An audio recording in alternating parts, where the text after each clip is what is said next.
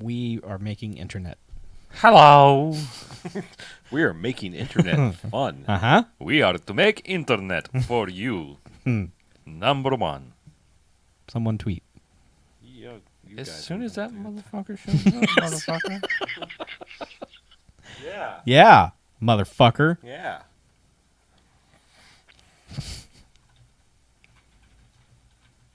Sorry for the profanity, everybody. No, you're not. No, I'm really. If we had a swear jar, I'd be putting pennies in it right now. If we had a swear jar, I would be broke. So we have a swear jar. Ha! Zing! Boom! Roasted. Don't remind me. Sorry. You're poor. What Not happened? quite. What happened? Huh? No, I don't know. Is he poor? No, Are you I don't poor? think. No, he's fine. Yeah, you're fine. He He's was poor. implying that I'm poor. No, if he was poor, we'd kick him off the show. Oh, yeah. That's Well, true. why am I still in the show? Oh, There have well- been many moments when I was poor. He's consistently poor. Yeah, exactly. It's, You gotta it's put life together average. yeah. Well, I'm still way fucking behind then. You're You're not rich, but you're not poor. That's- Yeah, well. you know. But if we're working on averages, Who's average? it's only gonna last yeah. Yeah. Yeah. Yeah. Yeah. You average out, it's only recently that I'm solvent. No, that's why you're still here. Solvent's good, right? Sure. Yes. It's like porous. No. No? No. It's, I No, don't that- want to no, be, that- that's I don't poor want us. I don't want to be poorest. translucent. No. Opaque. Oblique. We blet. Oblique was the person who did the music for this movie. That's pretty good. No, that was ennui. I thought that was like Vagelis. No, you can't play this game on Wii. Well, you can't play audio games on Wii. Makes me sad when I play Yeah. on Wii. All right, I need some words for the tweet. Yes, you do. Come watch these Looney Tunes podcast. Great. That makes sense. It's back in action. I know. Put that shit together. I would. Okay. I would. Well, the good thing you follow us on Twitter then. I would put it together. Okay. All right. Brendan Fraser. Yeah. I rest my case. Quiet. Oh, sorry. We're hunting rabbits. Oh, sorry. Oh, I thought you were thinking harder. Not supposed to talk. Now is the time where we don't talk on the internet. Down, down, down. Come watch these Looney Tunes No, get no, crazy. diary- Get crazy in the No. Piper's Pit. Oh man, do I have to Facebook it too? I gotta Facebook it. Yeah, you do. I can do that Oh, can you? if you want me to. You get Oh. it, get it, Chuck. You want me to get it? Can you? I'm Get a- it. I'm a- People will yell at us if we don't put it on Facebook. I'm gonna 'cause get it. If it's not on Facebook, it is not on the internet. That's true. I am told. Well, I put it on the tweets. Yep. And I retweeted the I tweet. saw. I'm about to retweet. I'm about to read. I'm about to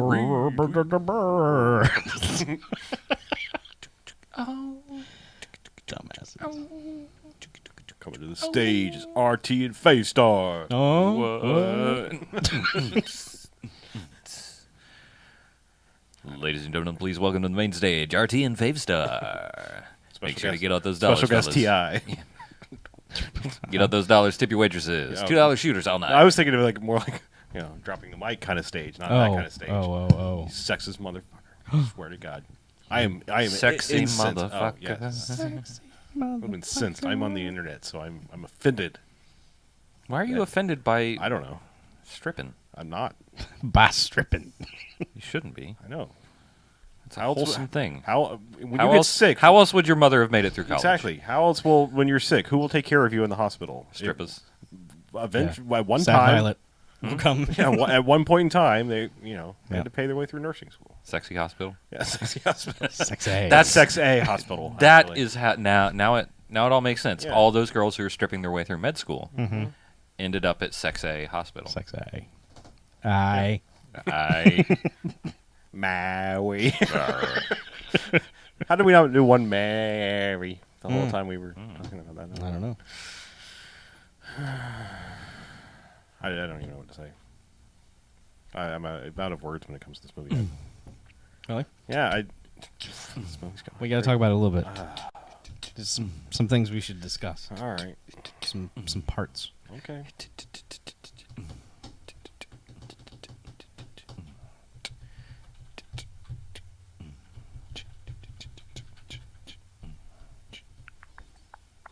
How's the chat? I'm getting there. Oh, that's what I meant to do. I'm the only one there. Okay. Fantastic. Welcome. Welcome. You have to give it some time. Welcome to the chat, Harlow. Hey. How you doing, guys? Can I ask a question? Sure, go ahead. No, I have to type it and wait Okay. for a response. Yes. Actually, Go. I'll ask a question, then I'll answer it the 5 minutes later that That sounds shows good. up in the live stream. That'd be great. How awesome is it to be me? Pretty awesome. That's what I typed. Spoiler. All right. Oh.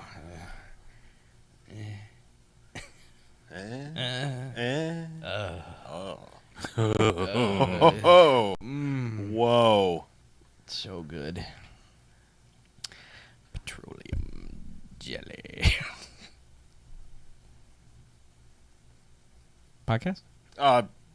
Yes. Sure. Cool. How's everyone feel about that? Should we try something new? What? Podcast? That's a radical change All right. I don't know. from what we usually do in this room. Well, we did an intro-y thing. I thought now we did. would do the rest of it. Let's do the so that main. we don't get flagged Let's do the beef. for monetization. Yeah, we don't want to just waste everyone's time. No, we do not. Let me make it slightly cooler in here. Oh yeah. Bring that temp down. Oh yeah, bring it down. Bring it down a notch. Bring it down. Everyone in accordance with that. Yeah. All right. Drop a degree like it's hot. Oh. Hey, what's cooler than cool? Mm. I believe that is ice cold. I see. Shake it. Oh, Shake it. shake it. Oh wait, that doesn't do anything. Nope. Your space phone doesn't shake.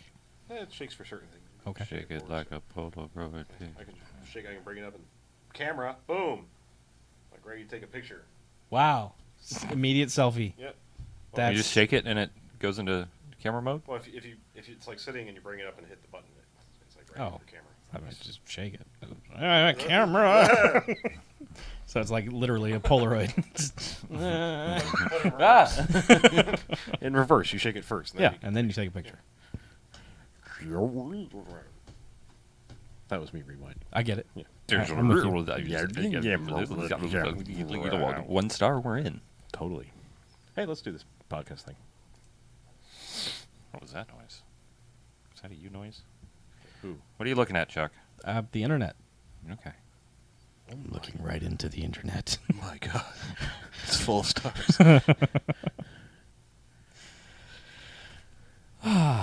Okay, I am ready to Oh, podcast. cool. All right, cool. Let's do that.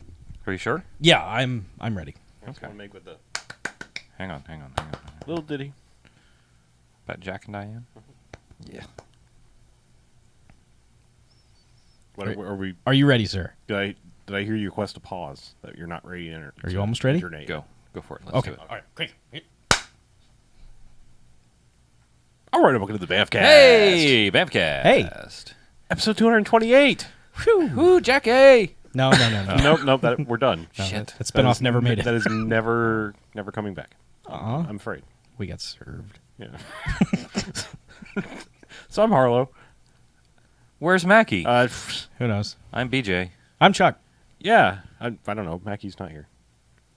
Nah. Whatever. Life I hate- goes on. I hate that Anyway, guy anyway. what we do each and every episode of the BMFcast is we go ahead and we watch ourselves a quote-unquote bad movie. Then we come in here and talk about it for the first half. Then, get this. Good bad movies, Yeah? enjoyable bad movies, they get a rating of 1 to 5 Ooh, jocks, where'd we as in come up with robot that? jocks. Ooh, Oh my God. robot jocks. Right. That's a good movie. But if it's a bad movie, like Yeah. Stay Away, Ooh, we don't it like gets this. the negative sliding scale, 1 to 5 bags. That's after, as in douchebags after Twilight. Okay. That's not a I good get it movie. now. Right. Man, we're clever. We have our moments. So, So random movie, sort of. I don't know what prompted this. I think I'm the one that like spiraled down looking at Roddy Piper's filmography. yes, you did. And then I watched this trailer and I was like, we have to watch this. Yeah. So I don't know why. I was just like, we haven't done a Roddy Piper movie in a while. Like, We haven't had an action movie in Yeah. a couple weeks, and So yeah, just looking through this, I found a movie from 1993 or 4. Early 90s. Yeah, called Back in Action. Yes. Mm-hmm. It brought us back into the action genre. That is correct. I see what you did. Uh-huh. So, plot summary. Let's do one of those. You should do that. All right.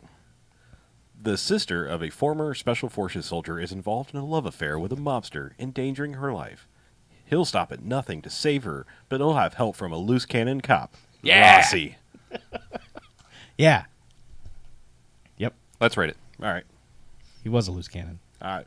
He was off the case. That wasn't in any plot summary I found. I just threw that in there. Seemed fair. Yeah. You know that Captain wanted to say it to him I'm at some sure he point. did at some point in Yeah. time. He was called that. Yeah.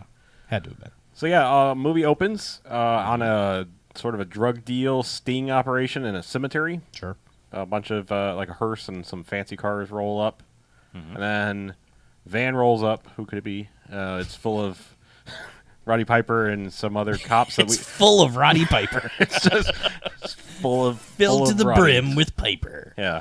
They're kind of loading up. These guys are the let's say the mobstery looking fellows have already gotten out of their car. They have a coffin in the hearse, so And a body. and a body. Yeah, we don't know that yet, but yeah. But Piper and crew are like loading up, so it looks like this is about to go down. We don't know who anyone is at this point. But then a wild card shows up, and that's a taxi, and out jumps Billy Blanks, the actual star of this movie as far as top billing goes. Yes. Inventor of Tybo. Yes, Billy Blanks. Billy Blanks jumps out of the Yeah. taxi and proceeds to sort of stalk through the graveyard, quietly murdering or dispatching various sort of henchmen. Like first guy just kind of comes up and neck snap, like the cleanest, simplest neck snap ever. It was really like he just cracked his neck a little bit and he passed out. It was Tybo, chiropractic. Yes. Okay. But he doesn't that guy. He shushes the next guy who he like beats to hell, punches in the crotch, and then after that says, shh. Which, like, I don't know. If I get hit in the crotch, the last thing I'm going to do is go, okay, I'll be quiet. I'll be peace. But yeah. But yeah, I don't know. He's taken out a few random guys, and then Piper is like, "All right, I guess we got to do this." And got the money. Okay, I got the money. Let's go. Yep. And get out of the van. Start this deal, and it's your typical tough guy action movie drug deal of like, "Show me the stuff. Show me the money. No, you show me the stuff. Show me the money." Yeah, fuck you. So let's draw guns on everybody because nobody will just do what they're supposed to do, which is make the deal start to happen. There's no honor in this anymore. So yeah, guns are drawn and everyone has to get in each other's faces and be like, "You want to die?" Because yeah, the main guy, Chaka, when the walls fell, gets up in Piper's face and pulls a knife and he's like, "Do you want to die? Today's your lucky day." I think that's his thing, right? That's his line. That's his He line. says that A lot. to people. It's like the Joker. Ever dance with the devil? But yes. So anyway, finally they're like, "All right, fine. Here's the money. Let's do this deal." And then Blanks has made his way over to one of the cars where we saw the girlfriend of one of the gangsters being told to, "All right, stay in the car while this deal happens. I'll be right back." Yep. Of course, she sees him and is like, "What are you doing here? Ah, freak out, make a lot of noise." They're like, "Shh." But guy gets the drop on him because she's freaking out and shots are fired and everyone's like, "Oh shit, everybody shoot everything." Pretty much. Billy Blanks jumps in the car, just dives on top of her and is like, "Stay down, we're going to get shot." And then the cops we find out they're cops that are Piper's crew or cops, and they were, they just start this big giant shootout. But there's only 4 of them versus 20 gangsters. Well, they're very lucky because all the 20 gangsters hide behind one thing. Yeah, it's like one a little forklift. Yeah. I'm sure it's a thing that lowers Little- coffins and yeah. moves them around or whatever. But they all hide behind that. And then, one by one, they just sort of peek out and then get shot. Yeah. Then, someone else takes their place. And for whatever reason, the 1 week away from retirement, older cop goes running back towards the van for some reason and gets shot, not killed. No, But shot. is laying there on the ground and Piper, of course, is like, "No, my partner." And then Chaka goes over and with the same crazy Bowie knife that he has, basically guts him. Yes. Stabs him and then Nuts to neck. yeah.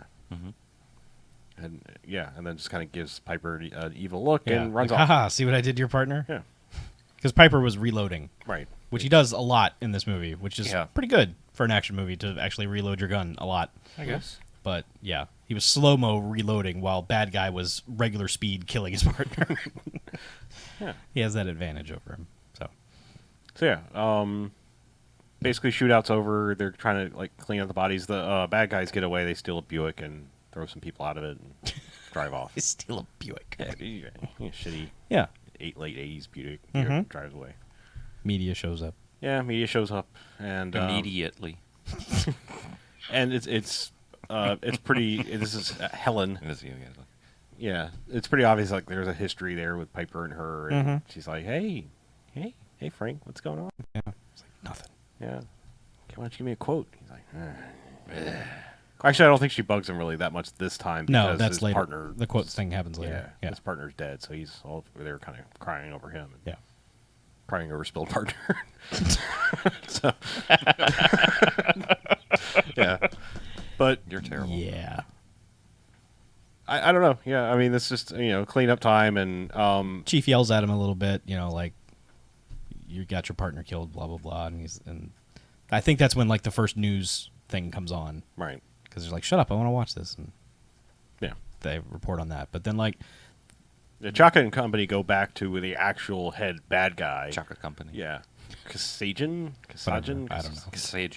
Kasajian. Yeah, vaguely Euro Way trash guy. too involved of a name for this movie. Yeah. yeah, but I mean, his name should have been Blade. well, he's pretty good for like the Knifey guy.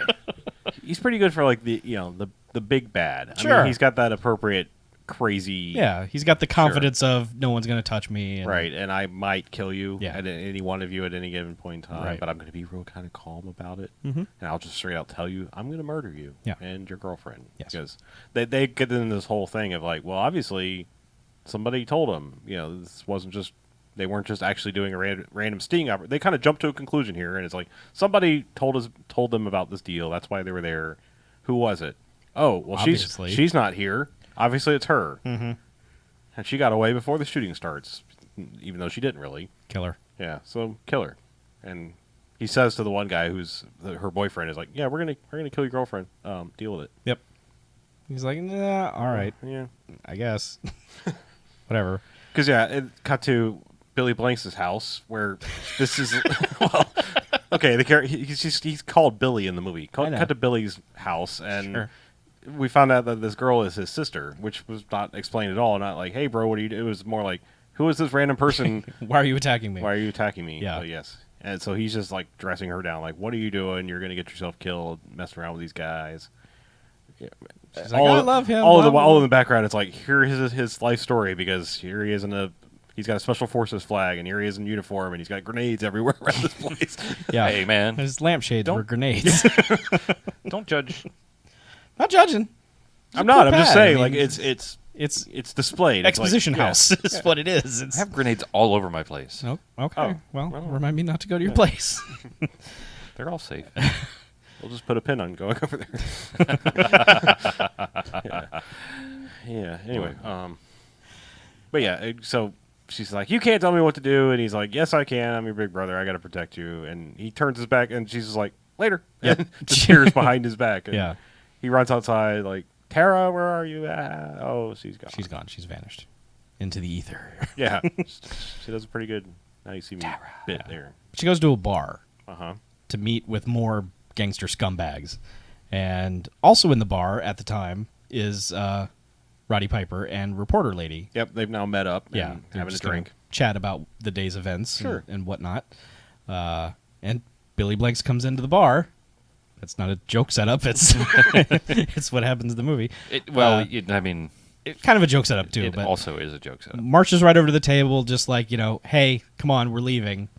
Gangsters are immediately like, nah, get out of here, bro.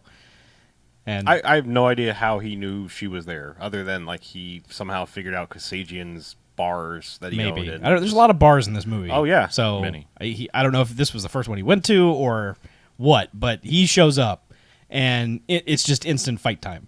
It's like, come with me, no, kick to the face, just everyone roundhouse kick to the face. Yeah, let's just go ahead and say we jokingly do not actually try this at home. Nope. The joke, complete Surgeon General's warning here. A drinking game is that every time someone gets kicked in the face, take a drink, but you will be dead in 30 minutes. At least. Because this is the kickingest to the faciest movie I think I've ever seen. Yeah, it's not like Put a that on the finishing box move. when they release it on Blu-ray. Kicking it to the faceingest movie Hey, Shout Factory. Harlow has ever Yeah, seen. get on this. Kickiest to the faciest movie I've ever seen. Kicking us to the Kickiness? faciest. Okay, sorry. Yeah, Gotta kicking get us to the faciest. The verbiage correct. Or kickiest to the facingest. Yeah, I don't know. Either one. Either one. You choose. Both. It's up to you. Dealer's choice. But usually that would be like a finishing move in a movie. This is just like it's part of the mix. Yep. Just you're gonna get if you're in a fight with either main character, you're gonna get kicked in the face at least 3 times in the middle of that fight. Sometimes like a greeting, like Yes. 2 billy goats meeting each other. Hey. In the face. Oh jeez. Oh, geez, I think he means business. Those are Minnesotans. So many layers. Stupid, I know. Yeah, pretty bad.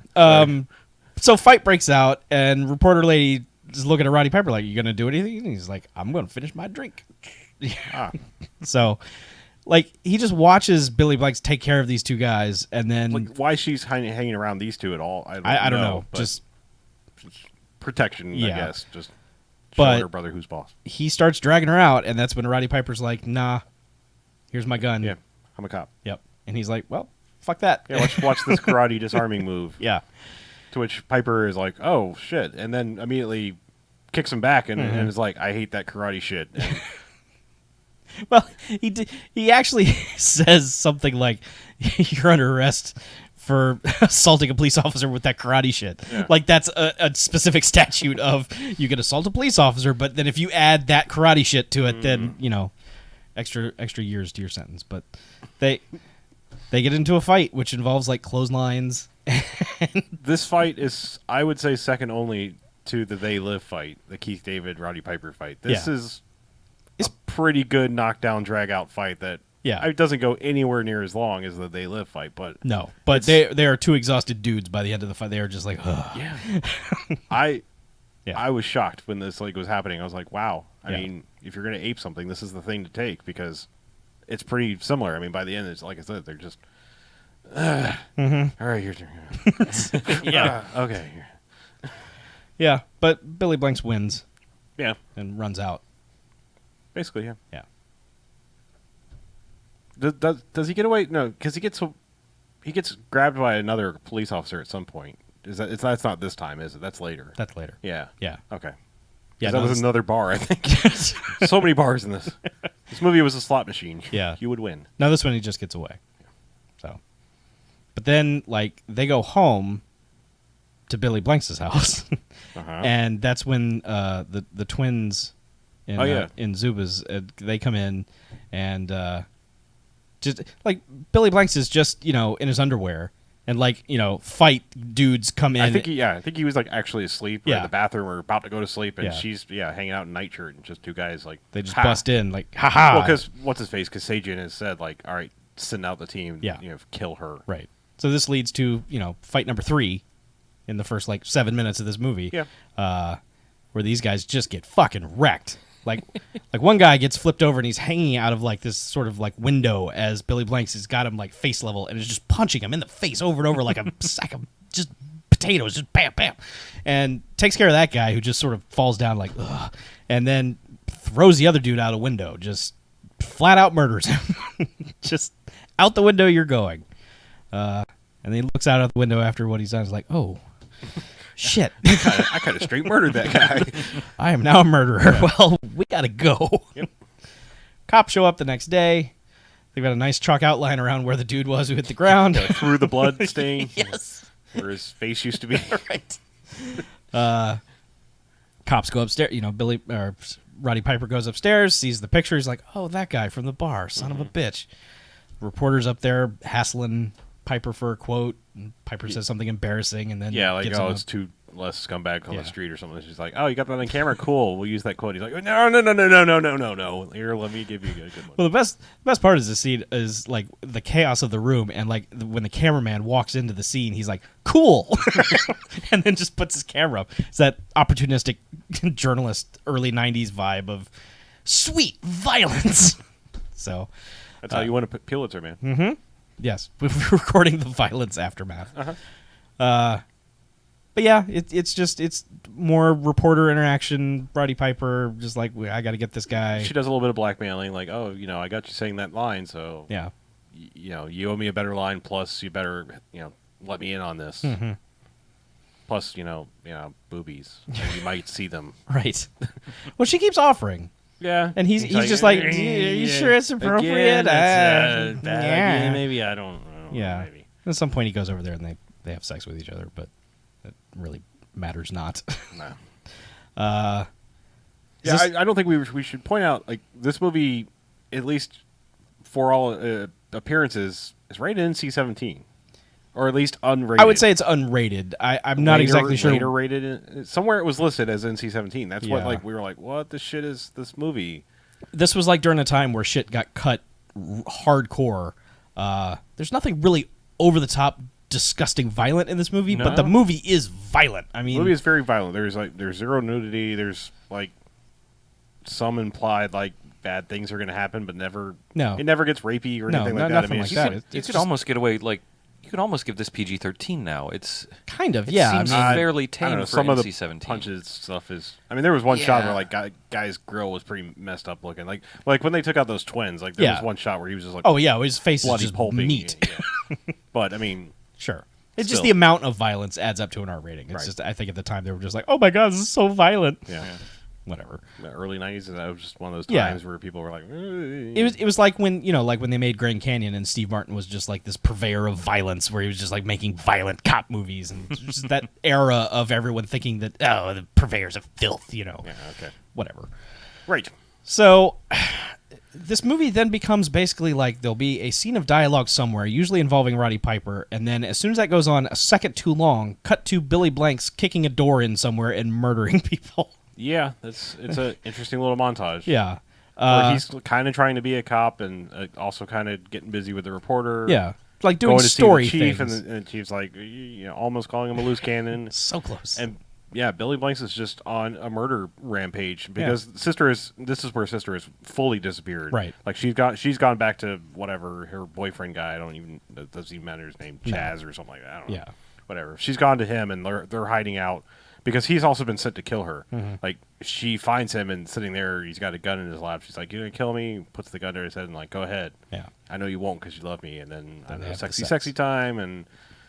Yeah, so now But- they're hiding out, and they're going to leave this gang life behind. And Right. run But as away far as together. Billy Blanks knows, she's been taken. Right. So he's just going house to house, door to door, basically, just kicking everyone in the face, writing Tara's name on the wall, and then moving on to the next location where there might be bad guys. Yeah. And then Piper shows up and is just like, wow, this is... But let's not gloss over everything that he does because Hmm. I mean, yes, it's a fine murder rampage that he goes on, and Yes. a couple of them are normal. Like he busts in kind of like some sort of like whorehouse type place. Yep. I mean, there's something going on at this place. I mean, because there's like ladies running around. Oh, this is the one where he's super pissed off. Yeah.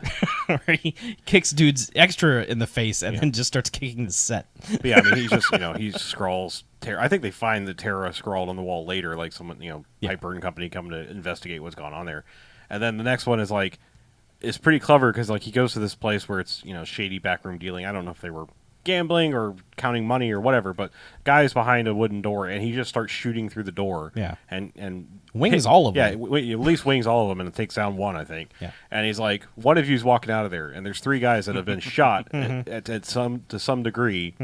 And they kind of all look at each other, and this one guy is like, "Oh, I know what that means." So he shoots his two buddies, does the work for him, Right. Son of a bitch. And then comes out. yeah, he's like, "I'm coming out. The other two are dead. It's just me." Yeah. Comes out. Billy Blanks pretty much murders him. Well, he's like, "All right, you give him a message. I Yeah. I want my sister, and I'm coming for him. Punch, knocked down. You probably are dead." Yeah. Then at one point he goes to a weird like The Mad chop shop? Max. No, this the point. Oh, that's right. Yeah, the Demolition Derby chicken run. Right, where like I don't all the even- gangs in town converge to do drug deals amidst the backdrop of cars playing chicken with each other, Loaded with nitroglycerin. Yeah, well, yeah. That's about it. Can't add anything worse to Well, that. like It's just- when they first show up, like he's kind of like he's pulled up in his taxi still. He's still taking the taxi around, which Yeah. I love that. Sure. No one will suspect that. Yeah. Well, this isn't like you got 1 point left on your license. Yeah. But yeah, but like when he first shows up, there's like all these cars are neon painted because it's early '90s. Yeah. And but like the first one, like guys are just randomly TJ hookering for fun. Like Sure. guys on the roof of the car as they're just doing demolition derby donuts in the dirt. Yeah. Well, you've seen That was a Death lot of Proof. alliteration. That's what they do. Demolition Derby donuts in the dirt. yeah. You've seen Death Proof. Yeah, You yeah. You Just just do strap that. yourself to the Fun. hood of the car and Yeah, you just go. But they're Do doing it. that at first, and then like I guess they're they get more into the proper thing that they're going to do, where everyone's like, I got money on this, blah blah blah. So two cars kind of do this weird, like drive around the track really really fast until they're eventually coming straight at each other. I guess building speed, and then one chicken's out, hits this ramp, flips over, and just boom, just. Well, it crashes into like a van that was also loaded with explosives because I mean, it's Everything's screen loaded filling with just explosives. under the overpass, just kaboom, and Yeah. everyone's like, woo! Whoa. And Billy Blanks has put on a camo hoodie. Yeah, because he's stealth killed one guy. Yeah, he's undercover and walks over to where the main dudes are doing their drug deal and just stands there like 2 feet away, just staring at them. Not in a group of people. Like never played Assassin's Creed. Didn't Yeah. need to like learn to blend into a crowd. He's Yeah. just standing off Just the side. the only guy, like not in a crowd of other people, just the only other guy in the frame staring right at them. Yeah, Chuck is like, Go get your men. go get those men and see who this guy is. This guy's trouble. Yeah. He's staring at us. So, yeah, they walk over like, hey, Yeah. hey, get that guy in the hoodie, get over there, and yeah, Instantly, like 60 dudes just whoom, surrounding Billy Blanks. yeah, and it becomes like a weird, capoeira circle because like they come in one at a time, start attacking him. Kicks them all in the head. Yeah, Yep. pretty much dispatches everyone immediately as he does very quick kicks, and then it's like the They're Raiders of the Lost Ark scene where Yeah. the big guy comes out and Even he's beats, like, oh, shit. beats on him a little bit, and then like just proceeds to whip his ass. And then the funny thing is like whips his ass, which means basically he finally knocks him down. Yeah. and then he's just like whoop, whoop, whoop, whoop, fucking just takes off running. Runs off into a cloud of smoke, and everyone's just like, wait, what? Because there's still like 57 dudes left who were waiting their turn to jump in and. Yeah, but he just runs away and Yeah. does this little quick Jackie Chan thing up a fence. Yeah, and then another guy tries it. First, one guy's about to go up it. Guy's like, And, nah. and a bigger guy's like, no, I got this. And then the bigger guy starts to go up, and the fence gets Well, pushed over. Yeah, Billy knocks it over. Yeah. But like as it's going down, he's like, oh no. Like very audibly. Yes. My one weakness, gravity. Oh, yeah.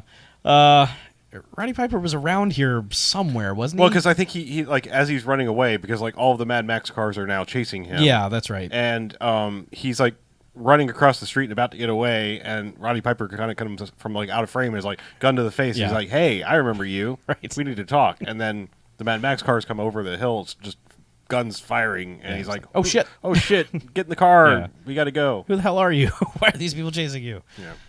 And so car chase kind of it's weird because it's like mostly well filmed, and then occasionally it'll do the sped up film thing for no reason. But like, we should point out there's some really kind of reckless and crazy stunt driving in this movie. Mm-hmm.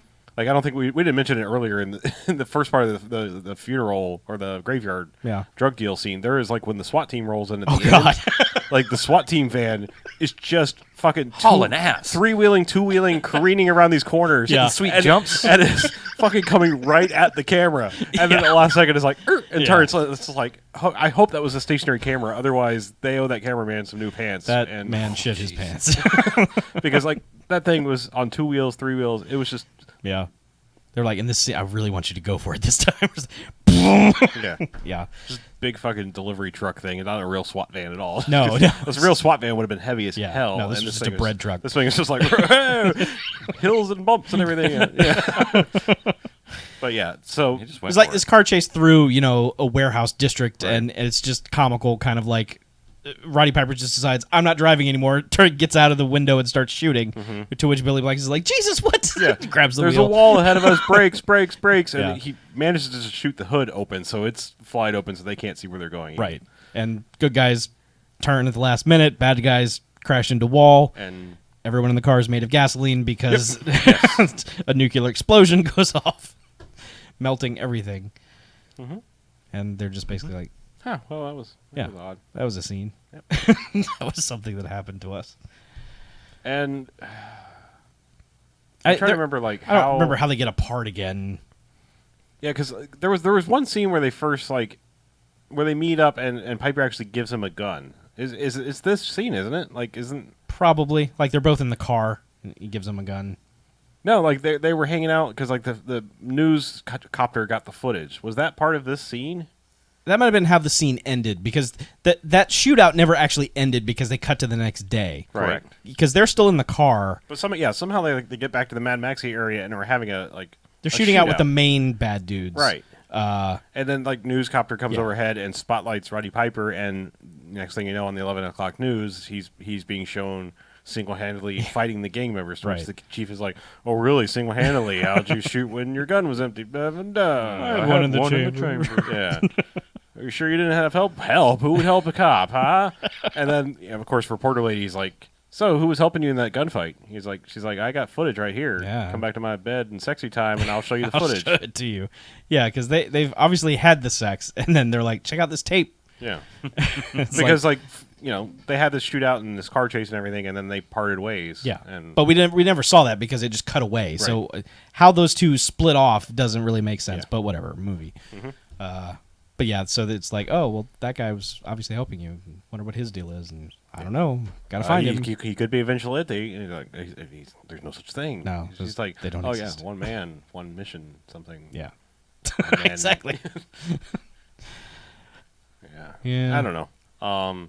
Scene. I think Billy Blanks goes murders a few more people. So the order of his murder rampage, some of this may have happened Yeah. after this. Yeah, I don't know. but Piper goes to main bad dude's house.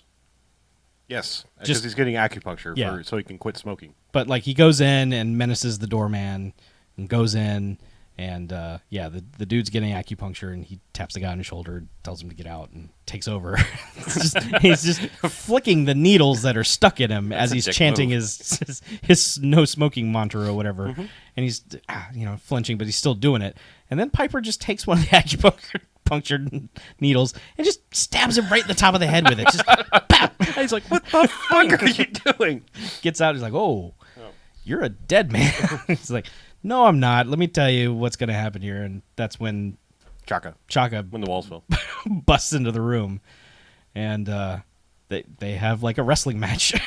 Yeah, take it outside, basically, eventually. Yeah, but first, I mean, Well, he throws him down some stairs, and then throws him down some more stairs, and then they eventually get outside. well, they have a fight in front of this big screen TV where Piper does this like front face lock Oh, yeah. slam move on him, which is just like, that dude should be dead. Yep. In every other movie, that guy would have just Yeah. not ever gotten up. Yeah. And he actually says something taunting, too. Is like, "That all you got?" It's like, you just got a finishing move pulled on you. Yeah, that should be the end. Yeah. But they do get kicked out onto the deck where there's a barbecue set up. Well, Piper gets him with the knife. He's got him up against the barbecue, and Yeah. he pulls the guy's Well, knife out. Well, at first, because he does that wrestling move where he does the like almost DDT face slam thing, Right. And then like kind of picks him up and takes him outside, and like sets him up on the top rope, which is the grill. Yeah. And is menacing him with a knife and everything. And I'm like, "Oh, you're gonna do some finishing move, and Chaka's done here. Yeah, because he's like, You want to die? "You want to don't die? Is that what you said to me? You want to die?" And he's really menacing. He's like doing the Karate Kid 2, like, "I'm gonna really just murder your face," and just in one move drops the knife, turns on the barbecue, and just flame just right up this guy's crotch. yeah. He's like, "Ah!" Yeah, the guy's like, "Oh, my balls!" and flies off the grill, Yeah. and then Piper cuffs him. Yeah. And Well, he doesn't fly off the grill. Piper drags him Yeah, through the okay. flame off the grill. Yeah. yanks him off the grill, slams him on the ground. Yeah, Yeah. he's like, "You're under arrest for And murder of my partner." Seijian comes out and is like, "What are you doing? What are you charging him with?" He's like, "How about murdering a cop and filleting him right in front of me?" Yeah. It's like, "Oh, it'll never stick. I'll Yeah. be out in the morning." Right. Yeah, and it doesn't. No, because he drags him in and is like, book him for anything and everything. Meanwhile, the guy's lawyer's standing right Yeah. there. Little slimy lawyer guy. Yeah, and he's like, "I need to see his paperwork immediately." He's like, "Fuck off! He's a cop killer. Yeah. Do you have any Says proof?" He's you, like, "I yeah. saw him. I'm a cop, and I'm pretty sure my word is better than the average citizen." But He'll be out in the morning. Yeah. yeah, but Turns around. it won't play for audio. But yeah, No. he does this little. He sort of waves to him in like a kitty motion as he's turned around, not even looking at him anymore. He's, "Bye bye." Yeah. It's so demeaning and so good. Just Piper, you can tell, just wants to murder that guy. Yep. Doesn't because this guy's like at least a foot shorter than Piper too. Oh yeah, Piper would have a lot of fun murdering that guy. Yeah. But no, dude immediately gets out. Yep. And Yeah, like before Piper's even in the next day. Yeah. Because he comes in and he's like, what the fuck? Should I just murder this? How am I going to get this guy off the street? Yeah. The chief's like, all right, did you just say you're going to murder him? you actually have a personal vendetta here. You're off the force. You're off this case. Yeah. Get out of here. Go home. You lose cannon. Everything but that. Yeah. Yeah. Doesn't take his gun and badge, but he is like off the case. And, Yeah. I'm not off the force, but he's off the case. He's off the case. You're off the case. And take a break or Yeah. whatever. Get your head together. Yep. And then he just goes to his desk and keeps working on the case. Yeah, he like calls some people. Yeah. Make some deals. Mm-hmm. Because I think this is now when Billy has made his way to a chop shop Yes. and is kind of comes in off screen again, murdering people because like this guy is like walking up some steel stairs and is like, I'm just gonna go in the bathroom here, maybe get a soda, and then just like punch, Yeah. thrown over this stair railing and thing. And yeah, there's some pretty good murdering and fighting around and on cars and. With all sorts of Yeah. heavy, wrenches and Yeah, Billy gets a pretty large pipe and is beating a dude down, and then throws it away. Yeah. I don't He doesn't understand need a it. pipe. yeah. Apparently not, but he was pretty badass with the few seconds He's he had got it. 2 pipes with fists on the end of them. Yeah. And 2 other pipes he uses to hit people in the face Right. that are attached to his hips. Just like, Then he Man of 4 pipes, yes. starring Billy Blanks. Add that to Yeah. the BMFcast. Yeah. Yeah, And the then movie. the final tagline is like, actually, baby, there's 5 pipes. We just made a movie. Anyway, Yeah, we ended like one of the Bond movies. yeah. But then after like he clears the room, he Keeping the British blowtorches her name into the wall. Should be, I don't think it's not done because he's blowtorching it, and then like guy comes out from off screen with a shotgun and he Right. fires in his general direction, And he's just like, "Oh, and then he's like shouldn't have done that." running out into the junkyard and ducking between cars, and now apparently there's 2 guys with shotguns Yep. stalking him through this junkyard, and for whatever reason, Roddy Piper is like Da-da-da. 10 feet away, like listening to here's the gunshots, and Yeah. they're like, oh, I should go see what's up, and shoots the guys with the shotguns. Yep. And Billy tries to run away, and he catches up with him with the gun to the face, and is like, where are you going? Yeah. I got to take you in. He's like, well, then why'd you shoot those guys? They're like, I had to shoot somebody. So they have this little confrontation of like, I'm taking you in. No, you're not. Mhm. I got to do what I got to do. I got to save my sister. What if it was your sister? Blah, blah, blah. And eventually it's like, all right, fine. Fuck it. We're working together, I Yeah. guess.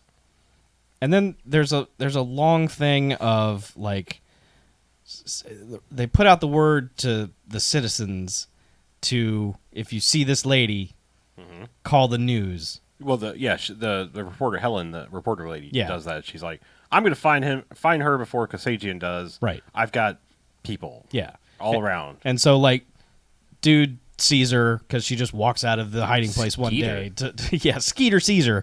Not I am Caesar. Skeeter Caesar. Yes. That was pretty much the fall of the Roman Empire. Yes, when Skeeter came along. Moonshine for all.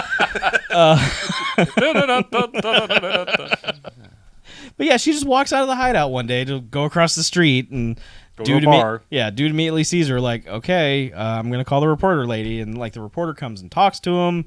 Does some sweet video. Yeah, and then goes. They Piper and Billy Blanks go to yet another bar. Mm-hmm. The movie's like 5th bar, and all of a sudden, like a news report comes on, and it's the reporter. She's like, "Well, I found her, and this lady's very Yeah. scared." I'm not going to show her face. Yeah. I'm not going to tell you where she is, but Yeah. I found her, Yeah. and She's very scared. they're in love, and she's lovely, and they're going to leave town. And Piper's like, "Fuck!" Yeah. He calls the news station. Yeah, Mid report. like get her off the air. It's like, Now. I can't. What? So they drive over there. This is important live local television. Yeah. How could I possibly interrupt it? Certainly. But they get there too late because bad guys have shown up to kidnap the reporter to find out where the lady is. So, Yeah.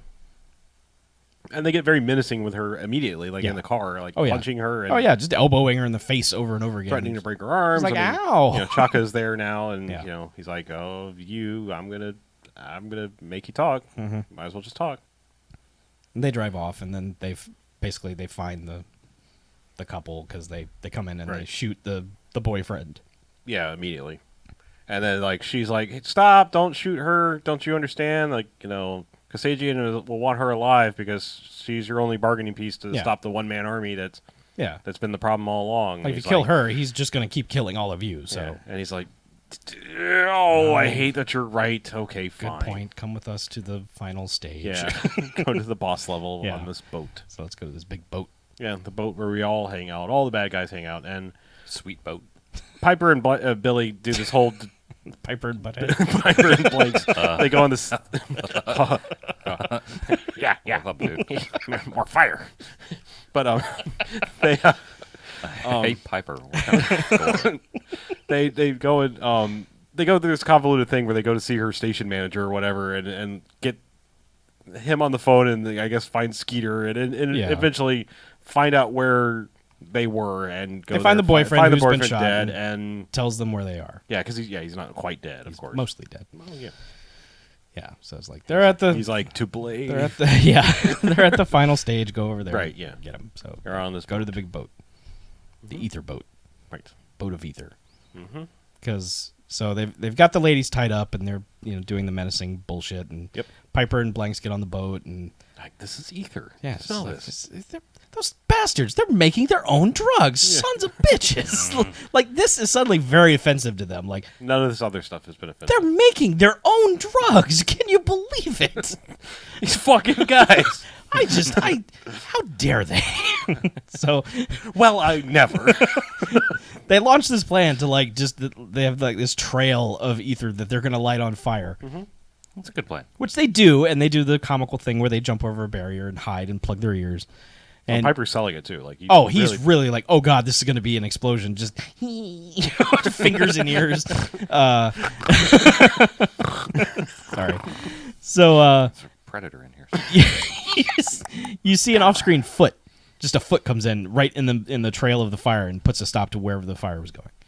And so it cuts back to the two guys, and they're just like, it should have gone off by now. Yeah. So what happened? Something's wrong. And Piper is still doing the like every 2 seconds, like I'm just gonna keep like protecting my ears. I know it's gonna blow up. And Billy Blake's just like, I'm gonna go see what happened. Yeah, he's like, oh yeah, you're the expert. Why don't Yeah. you go figure out what happened? Right.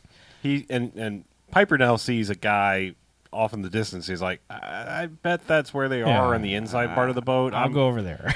And immediately like rifle butt to the face for his troubles. Ugh. Like, Yeah. and so he's down. He's down Yes, like a he sack gets of fucking potatoes. cracked. Yeah. Yeah.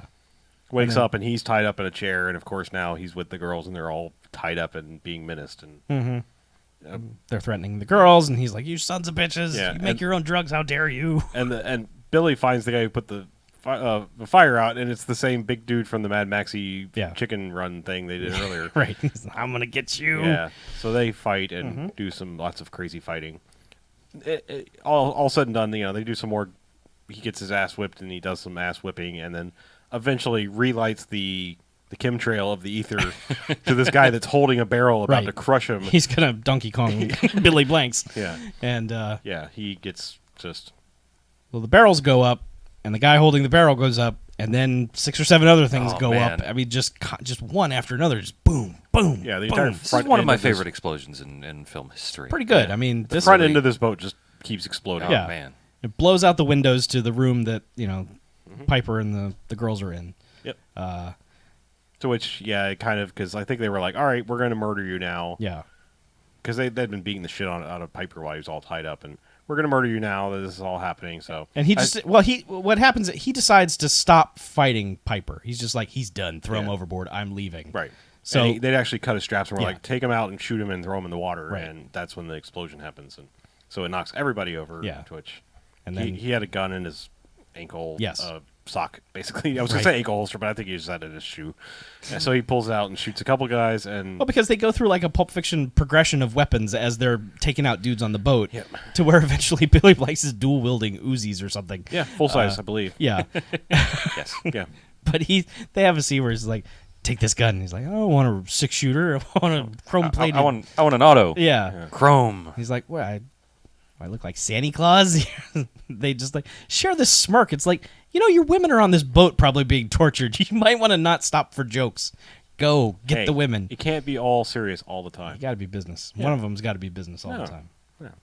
Business in the front and in the back. No. It's all business. All right, well. Yeah. So, Even Danny Glover had a joke every once in a while. yeah, I guess that's true. Blanks, in the explosion, his shirt blew off because now he is shirtless and oiled up and dual wielding guns. happens. Dual wielding unlimited ammo Uzis, by the way. Doesn't he do a flip and start shooting the Uzis Well, he in does. the middle He's of the running flip? down like this corridor, like this no, crane. running down a Yeah, crane. I was gonna say he's Yeah. up on a crane. So, but he's dual wielding, running, gun face, slow motion the whole time, and then like a dude takes a shot at him, and he jumps and does a forward barrel roll, and like He's guns just the shooting entire time. Like he's while just he's jumping. he's just holding the A button the entire time. Just guns are everywhere. Actually, it's right trigger too. And left trigger because he's dual wielding. Okay, Can't aim fine. down the sights while dual wielding. Fair enough. But yeah, it's just his gun is constantly going off. He's never aiming it at anyone. He's just whatever maneuver he's doing, guns are just bam, bam, bam, bam. Yeah, it's pretty amazing. Like it's just a constant barrage of bullets that he has on these unlimited Uzis. Yeah, and then bad guy comes back in to menace Piper, and Piper's not having any of that. Yeah, they start to have the knife fight. It's the same thing. Like, oh, you want to die? Yeah. Lucky day. And yeah, I don't know. They fight. Yeah, with knives. Yeah, and eventually the knife gets knocked away, and they crawl around on the floor, and Piper eventually gets the drop on him and gets the knife, and it's got him against the wall, and he's like, "You're not going to kill me. You're a cop. You're not going to do anything." Piper stabs that motherfucker Oh, Right in he the stabbed throat. him so good. Right in the throat. and then gives him a line. Yeah, he does. Someone say the line.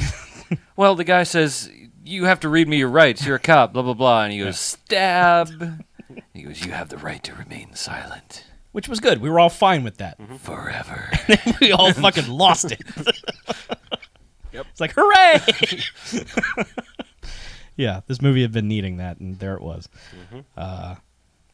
Piper comes out, but I should point out, like during the scene where after like the explosion goes off and the windows get broken out, the ladies no longer are props in this movie at all. They both are armed. Well, they've shown that Helen, the news reporter, can kick because she put up a fight when they came to She kill put some her. moves on. You know, She can fight, and the other girl picks up a gun, and they are taking dudes out. I mean, they are contributing to their escape, which is in a movie like this, you don't see that. yeah, no. You just see Piper like helping them get away, but they are flat out murdering dudes, and throughout the rest of the film, they are helping their way off the boat by wrecking dudes along with the other two. Not to the extent that Billy Blanks is doing it, because at this point he is in super slow mo, and just dude will just pop out, just, aha, and then like a million squibs will go off on this guy as Blanks is just blam blam blam, and just chunks of stuff flying through the air, Viscera. just goo great. and bits, and it's like maybe this is what people were talking about. It's like, whoa, this is way too violent. I think this was just in the time where like squibs had become like that's just too real. Yeah. Because like I think a year or two later, it was like, all right, well, I don't know, maybe like a squib that just shows a hole. Yeah. Like, Yeah, just but a gray spot. No more blood packs. Yeah, but- basically, and then like years later, CG blood. Yeah, but man, just this final little just murder spree. This is like a farewell to Squibs movie. Actually, Yeah. now that I think about it, It's it's just like It's like a squib Send-off. swan. Exactly. Squib swan song. There it is. Ugh. they did not squander the Yes, squibs. they Squib did not squad squander their swab. squibs in the squandering squib swan song. Well, they had a Selling surplus seashells of they had by a the surplus sea. of squibs, so they had a sale. And So they had a just- send off. Yeah, they did. Via a non-squandering squib Sure. swan song by the sea. On the It was a same salute to all things squib. That's- I'm not doing the whole thing. Yeah. But you get it. boat. Yes. Yeah, you get it. Lots of squibs. A surplus. So basically, But yes. main bad guys left. Yeah, well, I was going to point out that the sister, she shot a couple guys, but then she has this really impressive shot because, like, there is one guy up, Yeah. like, in the vicinity where he might have the drop on Billy Blanks, who's Yes. just wildfiring everything Yes, he is. everywhere. They and call she, him Wildfire. She's got this little tiny little snub-nosed pistol and takes this guy out, Yeah. I don't know, like, I- 100, like 50 yards away. Yeah, I mean, she it's a shoots ways. maybe 3 shots, hits him where it counts, and he's Yeah. gone. He falls and does a good slow motion, like he's probably going to land on something. But they never really show it. It's No. just, But yeah, But basically, like all the henchmen are taken out. It's only the bad guy who's left. yeah, and basically he's got the I don't know. I don't remember which girl. I think it's the sister because Billy Blanks is He does, the one yeah, in, he the has show, in the showdown. Yeah. Yeah. No, that's what would make sense. So yeah, he's got the sister. Gun to the head. Drop your weapon. And Billy Blanks does not negotiate. No. He is America in Yeah. this situation Right. because he's like, put your gun down. He's like, let my sister go. And he's like, well, put your gun down first. He's like, let my sister go. Right. He's like, well, let's put your gun down, and then maybe let my sister go. So he enacts a plan, which is basically, okay, fine, I'll put my gun down. Throw gun up in air towards bad guy. Bad guy. It's like, He's like, shiny gun. Let go of sister. What's happening to gun? Meanwhile, where'd the gun go? As he's distracted, Yeah. Billy Blanks murders him. Yeah. Billy he Blanks pulls out another gun and shoots him to death. Billy Yes. Blanks always travels akimbo. Yes. Apparently. Yes. Yeah, well, Many guns. Well, he is All taking the the gun of everyone. He hits X over every fallen guy. There's Yeah. Billy four pipes Blanks. Billy, 5 pipes, 4 guns. 8 days a week. Yeah. one sister. We're in. Yeah. And so he produces the second gun, shoots him in the face. And Yes. Yeah, he does. He falls overboard. And we're which like, oh, he's going to splash with the water. No, this was on the land side. the one My favorite car, Fleetwood Mac song. the car side, yeah. that is parked, that they drove to the boat, is what he lands on. Which we were hoping would explode. Well, first we made the joke like he's going to hit the water and explode, because why not at this point? Everything's fucking exploding. Sure. But then he lands on this car, which just shatters, and it's just like, now the car should explode. Only I was Call. hoping for Call it. is the single movie that has ever done that, where random guy falling down a hill explodes for no fucking reason. But yeah, he doesn't explode. No, No. but it's over. Yeah. And they're all like, oh yeah, we should probably check on Roddy Piper, make sure he's not dead. Yeah, Right. he's okay too. Yeah. And basically he's like, yeah, I'm going to blame a vigilante on all this. This guy who murdered all these people and then disappeared into the night. Wink. And he's like, disappeared into the night. Yeah, because Billy Vance is just smiling. Yeah. Like, He's like- yeah, that sounds great. And he's like, no, he the fuck outta here. disappears into the night. And he's like, Oh, yeah, okay. we should probably go. I'll go now. And then it's just cut to shot of the dock. Well, she's like, we should probably go. Yeah. News 3 will be here soon. And then News 3 pulls up. And then cop cars pull in. You I like know. that the news have beat the cops there. So, Absolutely. yeah. That news Didn't they say department- something earlier in the movie about the media beating the cops Yeah, stuff? probably. Yeah. It was one of the captain's complaints about something. So yeah, Yeah. the movie ends on cop cars rolling up like you're supposed to. Yeah. 80s and 90s cop movies. The end. And now we rate it. Okay. I mean, there's no Stargrove. Nope. Definitely Not really any inciting. I'm trying to think of any superfluous things that could happen in a movie like this. No? Nah. So just straight up rating time. Yes. Yes. Well, I'll go ahead and say the movie was about halfway through, and I was like, there are no more jocks to give this movie. Because it's true. This is a 5 jocks movie. I loved this movie. I cannot tell you how much I love this movie, but I'm going to try to. I love this movie so hard that it gets 5 jocks, and that's really all I need to say. Well, that's great. I want to give away some of Mackey's jocks. We can't evenly distribute them because of the number of people here, but Right.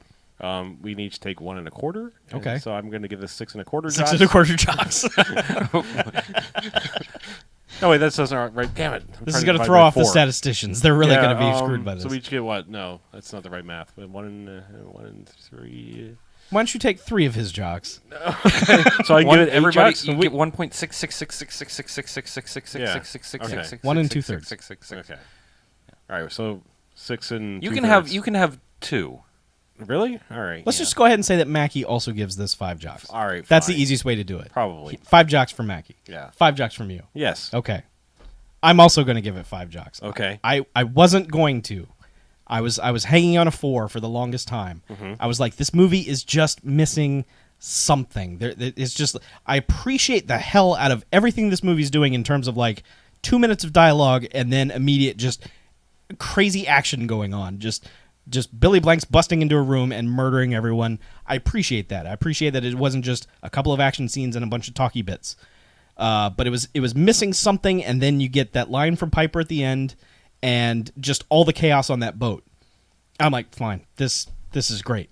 I mean, this is just, if you want a pure action movie and no bullshit, that's this movie. I mean, it never slows down to a point where you're just like, get on with it movie. So I give it the 5.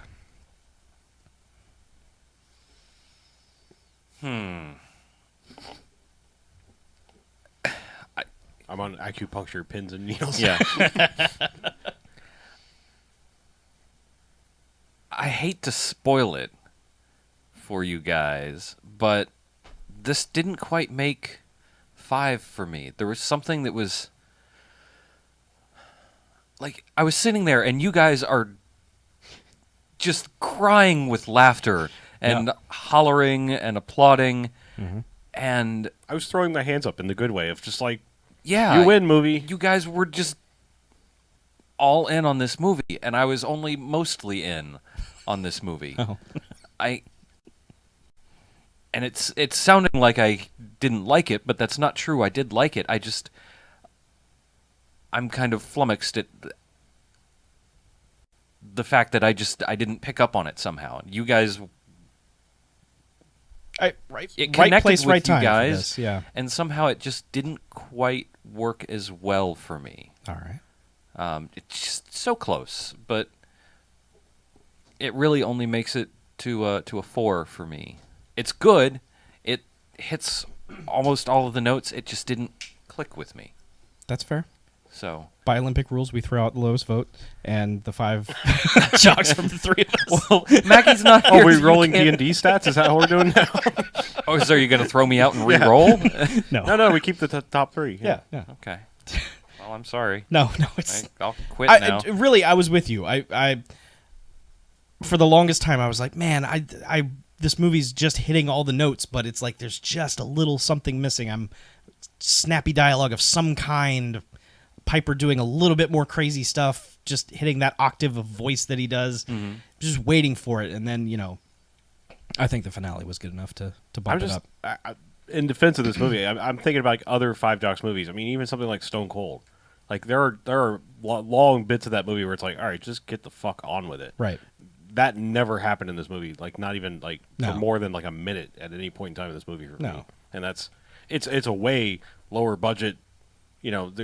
Obviously kind of thing. Lower it's- budget, but I mean, you think about the amount of action and stunts in this movie that an action movie today, like a low budget action movie, wouldn't even come close to No. accomplishing. Like you think about like Cross, that stupid fucking movie where it's just like they wanted to be let's action, be in a, but let's they be in a weren't. warehouse. Yeah, for it's most of the just movie. I mean, Yeah, I'm just saying. Like, I mean, you compare it to something like Stone Cold, where it's like this is big outdoors, and Yeah. has the approval of Austin. You sure fly a helicopter right into the Texas Capitol. We don't care. Go right ahead.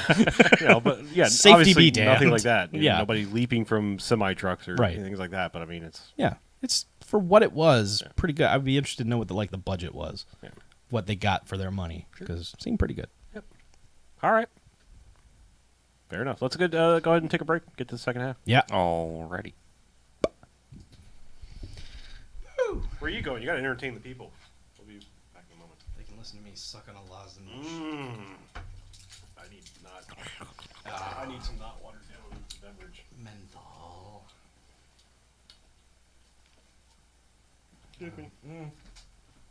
Cherry flavored lozenge. What's up, people? My people. What's going on in the chat? I'm gonna take a look at the chat.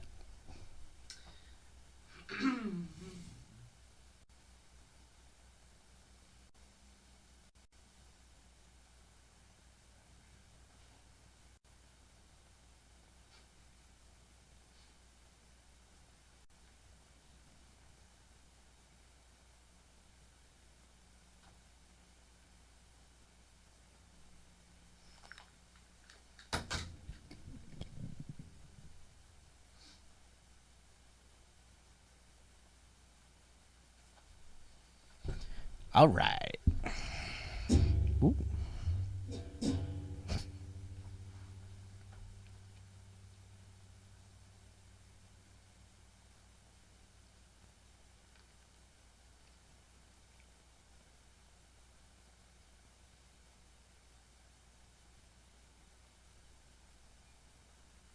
What you doing over there, BJ?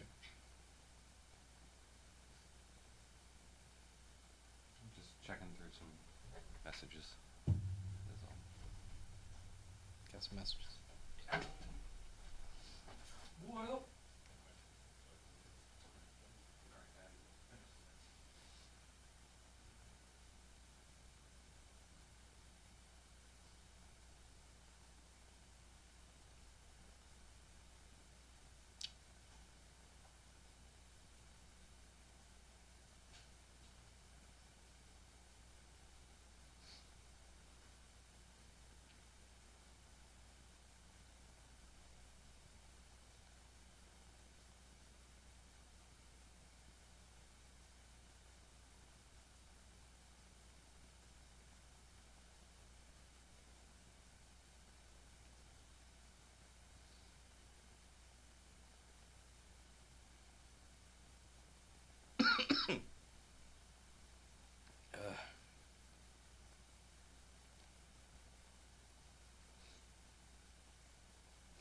In case I haven't mentioned this enough, never get the flu, you guys. It sucks. And it lasts for fucking ever. So I'd pass that along. Little the more you know from BMFcast Chuck. Now back to silence as I look at email on my phone.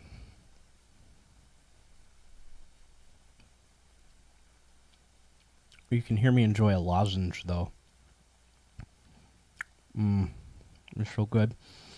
It says they're cherry flavored, but they're not. Cherries don't taste as bad. Okay.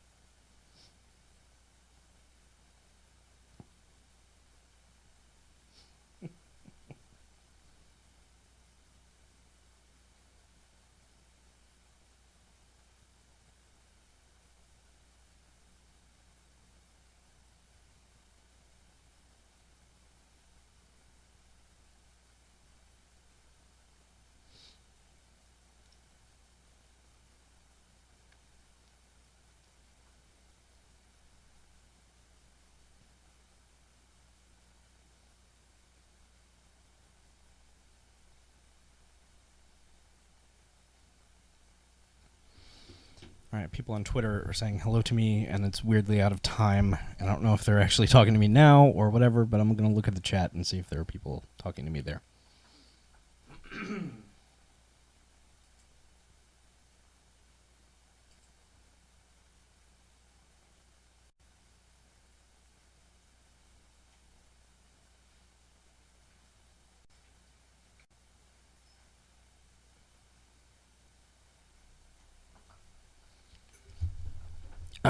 Steve, I'm sorry to hear that you're sick.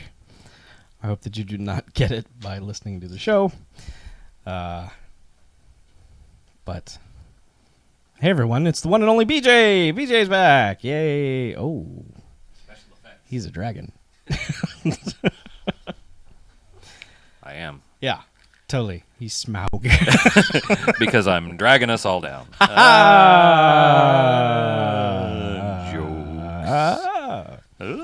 Yay.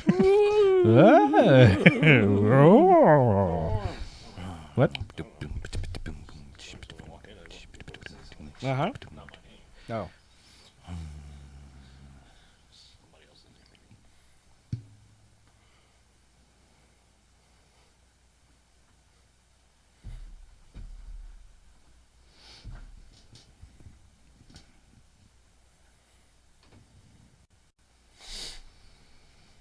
All right. How do we want to tackle the parade of movies? You have the newest. Yeah, I figure I'll go newest. Let BJ do his things, and then we'll have our movie dance off. It's my. Oh, I got some thing. movies. Oh, Do what I fuck! wanna do. Exactly. Damn it, I know. Chuck. Yes, sir. Where do yours fit in, like timeline wise? I got 2 movies that are new to Blu-ray. New Ray. Yeah, and a couple that are older than that. A couple more besides the dance movie. Yes, that's true. Damn it, Chuck! Hey, shut your face. We're never leaving. We're leaving. You're gonna leave. Good one. That's excellent. You have bested me, sir. All right. Let me determine exactly what I've got here.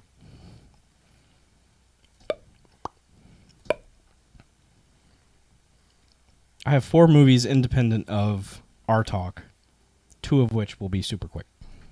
Oh. Will 2 be super long? Oh, yeah. Not really.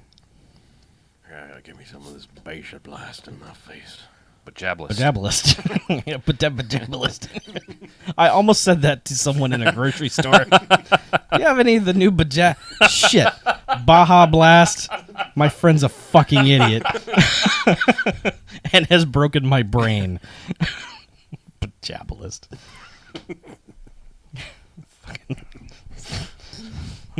That's a new segment on American Gladiators. Something they're looking for in Lord of the Rings. You located the Bajabalist. You must find the Bajabalist. For me on the 3rd day. I will hold the jablist aloft. Stupid fat Bajabalist. Tricksy Bajabalist.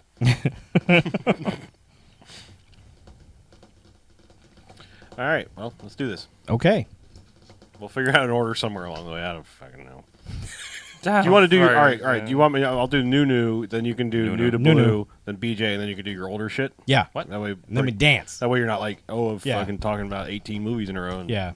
That's fine. We're not going to get to correspondence this week because we're not prepared. Right, and exactly. Mackey's not here, Yeah. so we don't do correspondence Nope. on Mackey this week. Nope. So, movie talk. Blame it on Mackey if you corresponded. Yep. Fuck that guy. All right. Poor little fella. Clap it. When am I going? Poor little fella. I'll go. Chuck will do his new shit. Then you do yours, and then he'll do his older shit, and then we'll do our. Do you have a preferred order for my shit? Whichever order you like. Yeah, sure. Yeah, right. sure. Oh, yeah, sure. All right, welcome back. Hey, BMFcast. Hey. Second half. Oh, movie palooza. Here we go. Yeah. Right. Malupalooza. All right, so I guess I'm going because I saw a new movie in the theater. New movie. Okay. I saw X-Men: Days of Future Past. That's the new X-Men movie. It is. How is it?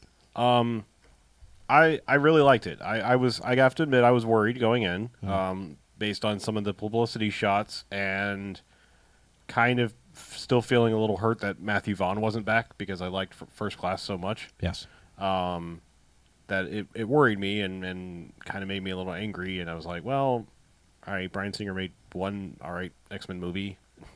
Yeah. So let's see what happens. And it turns out I really like this movie. It's like they threw Bryan Singer all the money and time that could fix all of the problems in X-Men First Class. I don't get me wrong. I like X-Men First Class a lot. It has problems. Uh-huh. Mostly time constraint and one acting choice or one casting choice. Sure. Because, yeah, the Beast costume in X-Men First Class is dumb. It is dumb. Did they fix that? Yes. Yay. And there's no January Jones, so thank you. Yay. So, they mostly explain away why the people that aren't in First Class or that were in First Class are not in this fairly well. The one exception is no idea what happened to Rose Byrne. She's gone. All right. She's not in this. I don't know why. Fair enough. But don't think they even bothered to explain why. She's on assignment. Yeah. So I think I I hate to make big giant sweeping statements, but like this, but I think this might be my favorite X-Men movie. Okay. That's Don't- not necessarily a big giant sweeping Well, I'm statement. just, That's I'm just saying, that's like, I mean, just a well, statement. well, it's a statement. It's like it's, I Be mean, dramatic about it. I hate to be like, the kind of person that's like, I feel like a young person when I do that. I'm like, yeah, best movie ever. Well, 'cause great. I just saw Feel it. young. Well, it's Be happy about liking something. there's 6 of them. I mean, Yeah. it's not like there's 30 Godzilla movies and you've decided the latest one is the best one. It's Well, I mean, there's actually, if you count the Wolverines, there's more. 50. yeah, but I mean, you're not saying it's your best superhero movie. You're just No. saying it's your best X-Men Yeah, movie. I mean, it's. I said that about First Class. Yeah, I mean, don't get me wrong. First Class is still really good. X-Men 2 is still. It's been a long time. X-Men 2 has good stuff in it. And then it was covered again in X-Men Origins Wolverine for some reason. I don't know why. But this does a really good job of paying attention to all the movies, keeping the best parts, and just putting it all together. Like, they could end on this one. They're not going to. There's another big one following this. Right. But they could end on this one, and it would feel like a nice wrapping up piece. Like, okay, we have tied all the pieces together, mostly erasing X-Men 3 from existence, keeping the one good thing of casting Ellen Page as Kitty Pryde after 3 other casting choices before her. Right. And then just like moving forward, like, okay, here we go. Here's the X-Men movie, and it just does a really good job of dealing out little tidbits from every other X-Men movie that's happened, and keeping all the good bits and putting it into one. There's So it is saying X-Men 3, nah. basically, Mostly? yeah, other than the casting choice. I mean, Okay. it's mostly like, I mean, I figure I kind of had to for certain aspects of it. yeah. I mean, so it's just kind of like, yeah, that one sucks, so let's mostly pretend it didn't happen, except for, like I said, the good casting choice. Okay. But yeah, it kind of ties it all together. Yes, there's anachronisms in this movie. I don't care.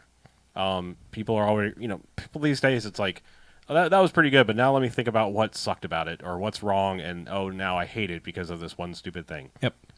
Dumb. Just, yes, if you think about the time period, there are things that are wrong. It happens. But I think it's like they kept the spirit of First Class going in the time period thing. The future stuff works pretty well. It looks pretty good. It feels, there's like a nice distinct line of the future stuff feeling like the old X-Men original trilogy and the 70s stuff feeling like First Class continuation. Gotcha. And it just works in my mind. I thought all of the casting and acting was really good. I actually, despite the stupid looking promo thing they had for Quicksilver, he's great. Quicksilver is great, and they don't overuse him. They use him just enough that it makes him better, and that's something I like in a movie where it's like, bring in a character, let him do something cool, and then get him the hell out of the movie. Right. And maybe he'll be back later if you liked him. Like, Yeah. we're You gonna throw decide. this. We're gonna throw this out there, see what people think. If you like it, we might be back. So Okay. I don't know. I don't want to get any more spoiler in that, but I really liked it and might possibly be my favorite X-Men movie. Tell us everyone who dies and what happens. All the people die, and then maybe they don't because they're messing with the future and the past. Cool. That sounds great. Yeah. I like it. Well, they do a pretty good job of explaining how the timeline stuff would work and why this is possibly possible. I will say, like, it is funny because Time travel-y movie? there's definitely time traveling Okay. stuff. Someone made a good point. This should not be your first Saint X-Men Pappy. movie. Oh. This should not Saint be your Pappy's first time X-Men travel movie movie. at all. Like, Okay. you need to have seen them all. Like, this is. All? I think even the Wolverines. Yeah. I mean, I really do because Wolverine is How such a about major that? character in this. So you couldn't just watch like First Class and then this? No, I Okay. don't think you could.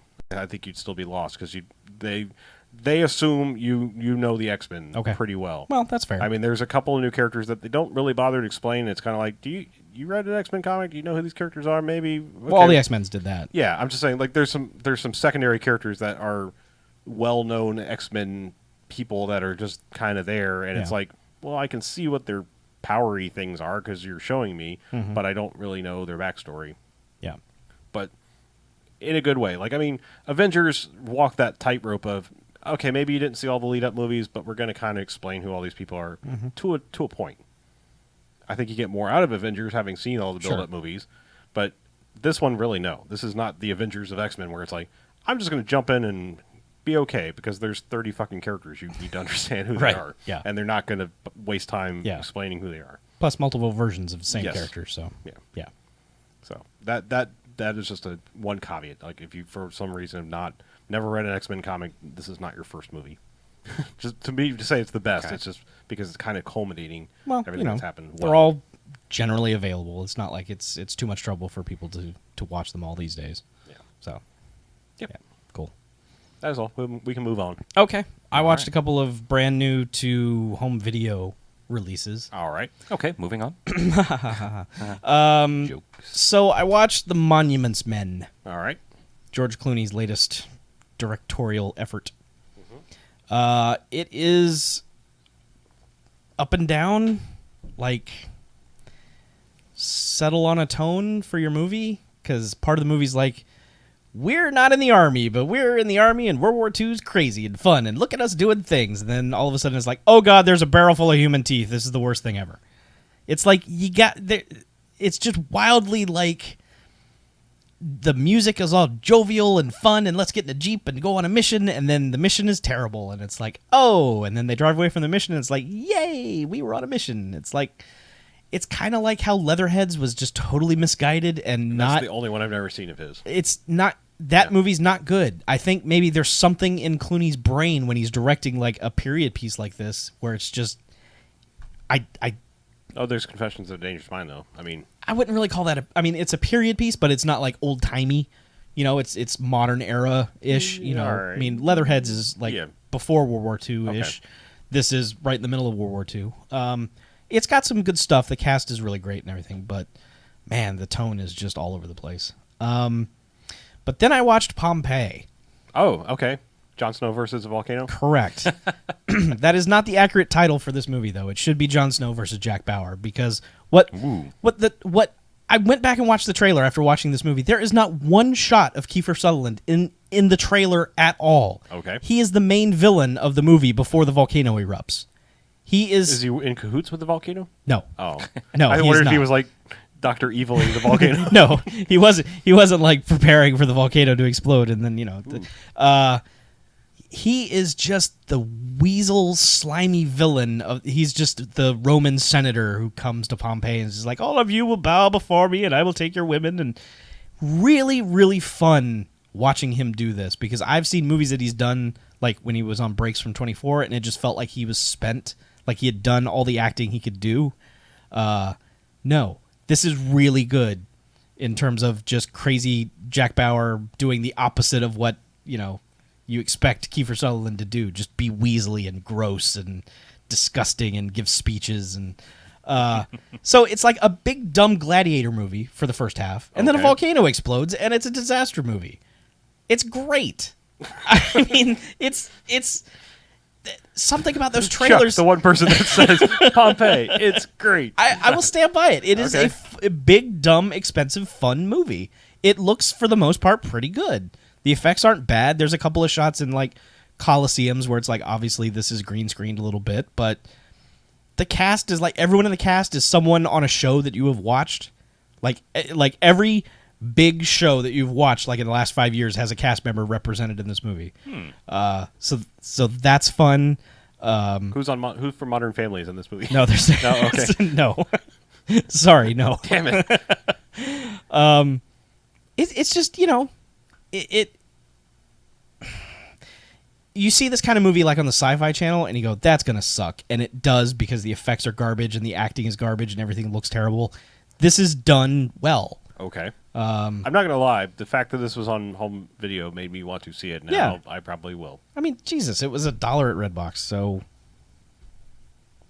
come on. Yeah. Come on. Come on. Come on, I Pompeii. mean, Come on. it's Paul W.S. Anderson, which I know he's up and down a lot of times, but I still give the man credit for Event Horizon. I think Event Horizon is solid. I think, Dude, I didn't even know that. I didn't look. I'm apologetic about the weasel shit because, like,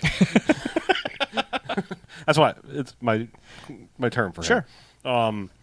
I like the Resident Evil movies. They're dumb. Yeah. But they don't offend me like the Underworld movies got to. No. Like that. Those guys are like less talented people trying to ape him, who's not maybe classically talented, if you will. Yeah. You know. I mean, he's okay at putting a camera and making slow motion things happen, Right. but that makes me more interested. Okay, if I knew that, knowing that going in, I'll be like, all right, I kind of know what to expect. Well, when his name came up in the credits, I was like, oh, we might be okay here.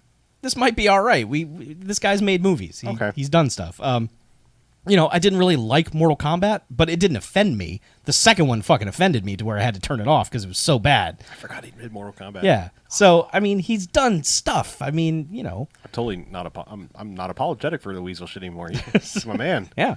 Mortal Kombat's the shit. Yeah, he's made some stuff. So, yes, exactly. See Pompeii. It's All a good right. time. Okay. Yeah. Pompeii. Pompeii. It's okay. Yes. It's the tagline like "Kiss your ash goodbye." It should be. I don't think it is. No, okay. No, it's probably something like "Love Never Dies" or I something would bullshit like pay that. to see it. Chuck, no quarters. Oh, suddenly Gene Shalit is in the room. Should It have watched that. stinks.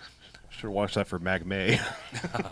We got some Mag May movies over here. We do. We got Miami We Magna. have like 25 of them right here on the show. Every movie with a volcano in it. So, BJ, Yes. I hear you watch the movies for a change. Yes. Well, I tried to make up for the last. Yes. Go I tried to on. make up for the last month of not watching movies by Sure. How watching old are some. you? Yeah. 30 years. 30X. Yeah. 30X. That's my code name. Dirty 30X. P90X. P30X. I'm just riffing here. Totally. I'm just stalling because I wasn't sure which one to talk about first, but I'm going to go ahead and go with Star Trek Into Darkness, The Desolation of Khan. That's Cown. Kaun. The Desolation of Cown. I couldn't remember what anybody said about this movie, Okay. which turned out to be a great fucking idea. Because...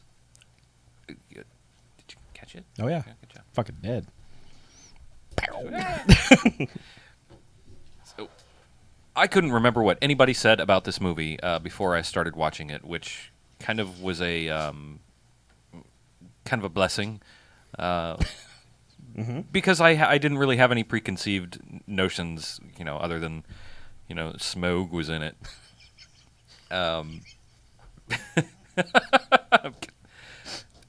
Yep. As long as I make you guys laugh. Yeah. Been a dragon cumber smoke. Yes. As How long has he been a dragon? But I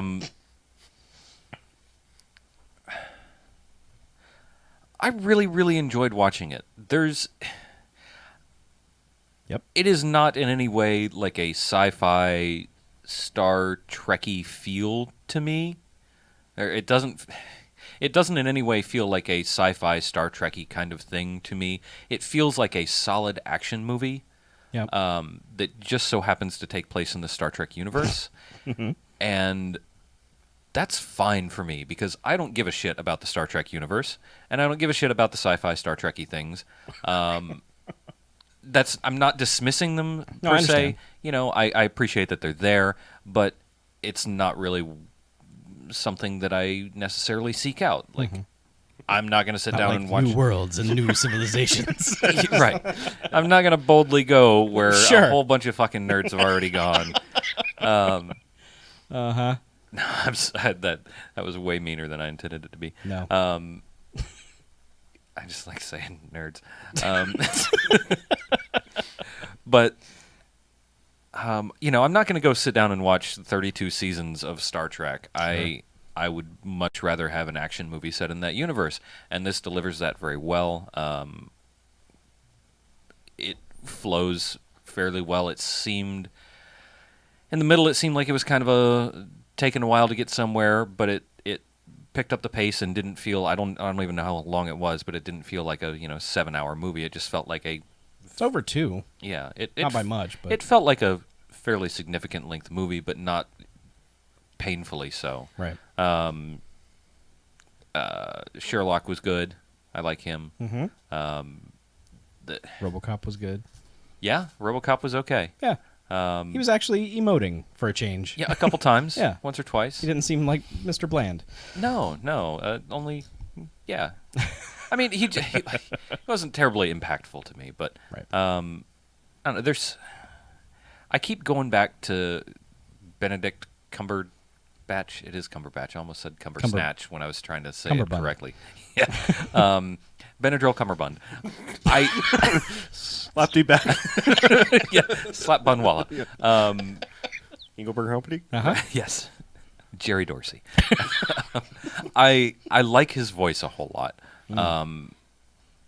and there's something about the way he delivers lines with that voice. Everything he says seems like it's dire news. Yes. Like everything is so super important when he says it. Mm-hmm. And it's just one of those weird things about him. But I really kind of enjoyed it.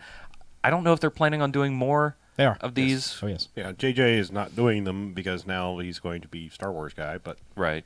Well, so one one of of his underlings will do it. One of the writers of the first two, I think, they picked him Sure. to do it. That should be fine. Yeah. Sure. Sure. And We'll see. I don't know if I just am desensitized to it or not, but I didn't really notice lens flare being that big of a problem. It's just I internet. noticed it a couple times, and it is a thing. It's but because there's lights everywhere. there's fucking lights, and well, they're on purpose so that they can flare lenses. Sure. Sure they are. But there are a shit ton of lights everywhere, and it's fine. I noticed it a couple times, but I didn't. It didn't seem like a thing to me, like an issue. Good. But goddamn, that movie looks good. It's a pretty movie. Spock's cool. Yes. Yep, Spock's cool. Spock's pretty cool. Man. Yeah, Pretty cool. man. Yeah, man, he's a cool dude, man. That's All Spock. right. You want That's my Spock, dude. my man's cool, Vulcan man. cool, man. Man, you go sit on the beach with that Vulcan, man. Hit that bongo. Yep. All right. That's what Spock's all about. Drink you some Romulan ale. Yeah, man. Oh yeah. All right. What else did you watch? So, real quick segue. I've been watching Eastbound and Down, which does feature Matthew McConaughey in a small role in a few episodes. He's a scout. Okay. He's the baseball scout that brings Wait, which season? 2, Oh, okay. 3, Okay. and I don't think he shows up in 4. But Okay. Yeah. But that TV show has made me say motherfucker a whole lot more. There's something I really like about the cadence of Kenny Powers' speech, and it's fucking hilarious. But Yeah. that's just a side trip. Another movie that I watched that was semi-recent was Pain and Gain, which someone on Twitter described fairly accurately as Michael Bay parodying Tony Scott parodying Michael Bay. All right. And the weird thing, like, I liked it. It was fun. Wahlberg and The Rock, I think, play fairly well off of each other. There's a shitload of anachronistic stuff in that movie. Yeah. There are a ton of things that do not belong in 1994 or whenever this takes place. But They did fuck up a lot. there's a lot of stuff wrong Yeah. anachronism-wise, and they try to do some of that, like, hey, this is a quote-unquote period piece, but as they're trying to hammer home, like, hey, night vision is cool and nobody's seen it in person before, at the same time as, they're showing you stuff that is, like in the weapons shop, there's stuff that is obviously modern, like, this Yeah. is, just to nitpick a little bit, there's this modification for a Remington 500 shotgun, Uh-huh. or is it the Mossberg 500? Whichever. It's your story. Stick with it. Sure. But I think we saw Yes. it at the gun show that we went Right. to. It's the chainsaw grip for it. Yeah. And that came out like 2 or 3 years ago. And that's just one thing that stuck out in my mind because they had it sitting on a counter right in the middle of a shot. But there are a ton of things like that are just ton of little tiny things that are anachronistic that It did seem do like not that movie belong in that. did it on purpose at some points because, like, I remember a shot when they were outside and there's a billboard behind them with a website on it, and I'm like, Yeah. no, I that think, was not a thing. I think they just overlooked it. I mean, it's so bad. I mean, maybe they were just shooting so fast because I mean they did wrap it up pretty quick. I mean, it seemed like that. Between Transformers movies, it was just like go.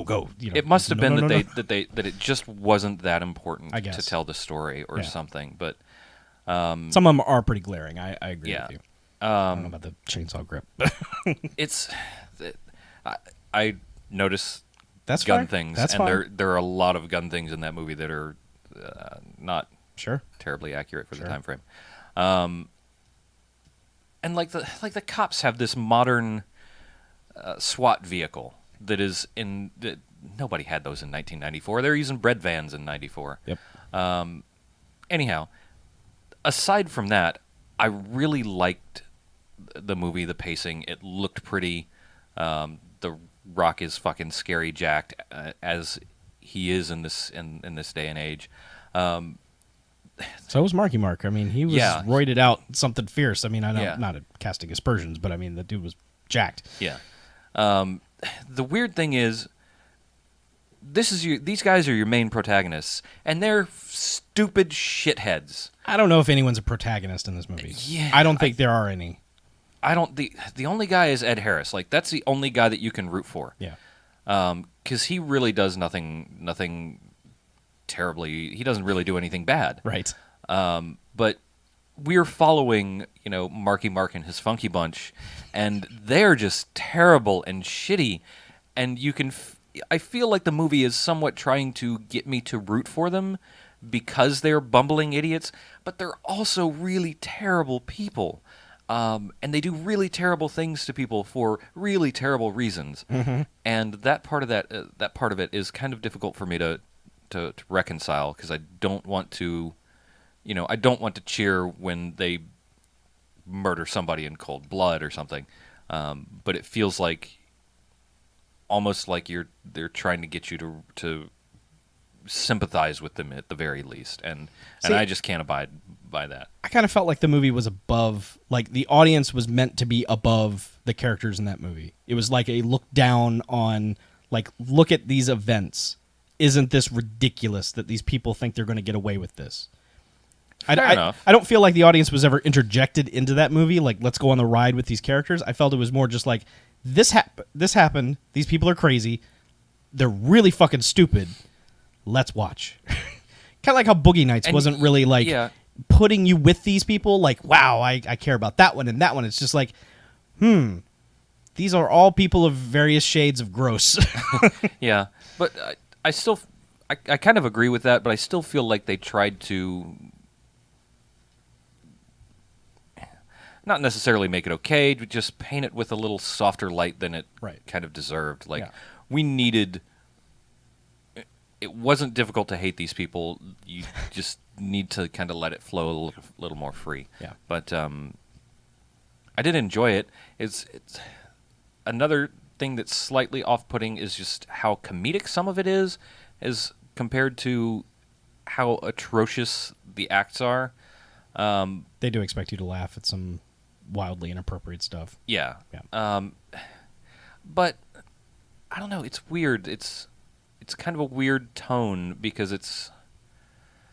I would say it's a little bit dark comedy-ish, where it's kind of okay to laugh at some of this stuff. But then again, this is a true story, and I mean, obviously, it's a much more obviously stylized thing. But I mean, I think it's the same kind of thing as like Natural Born Killers.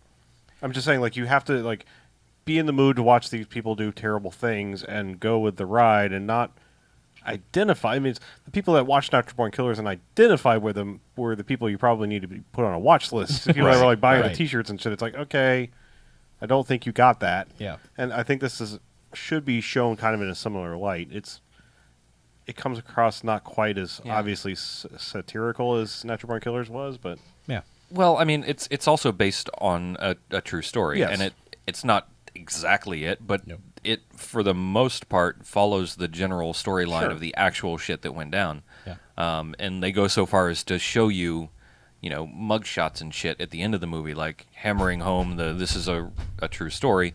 Meanwhile, 30 minutes earlier, they're dick jokes and making fun of not making fun, but making a comedic presentation of some very brutal deaths.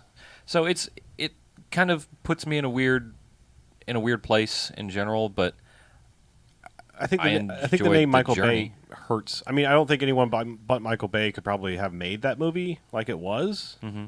But his name on it hurts because you immediately go, well, obviously Michael Bay doesn't understand the word satire, much less be able to display it. Because, I mean, everything that he's ever made is in your face, face, just very much face value. Yeah. Boom, blow up, guns, awesome, tits. Yeah. I mean, it's just. Yes. I mean, I'm saying like that's his resume. Boob explosion in a word cloud. But I was just saying, like, so having his name on it makes people look at it and go, "Well, that's gross." But I mean, I wasn't really, and I'm kind of, I don't want to say ignorant, but I don't pay as much attention to you guys to a movie for its film qualities generally, and so I'm not thinking in the middle of this movie, oh, this is Michael Bay, this is kind of it's like a Michael Bay. I'm just watching a movie and getting what I get out of it. So, I mean, I don't really approach it from a perspective of this is a Michael Bay movie, because the only time I realized it was a Michael Bay movie was the credits in the beginning and the credits in the end. Right. So I don't know. It's weird. Yeah. I'm just, like I said, I was just positing that. Yeah. I mean, I don't know. I'm not trying to sway you or say, hey, you like this movie, but no. Yeah, and I don't dislike it. I do kind of like it, and it's something I'll think about. I might go back and watch it again at some point, but I will not be in any rush to watch it again. Anyhow, I've said too many words in a row. Somebody else say something for a while. I can talk about a couple of movies. You okay, say go, something. go.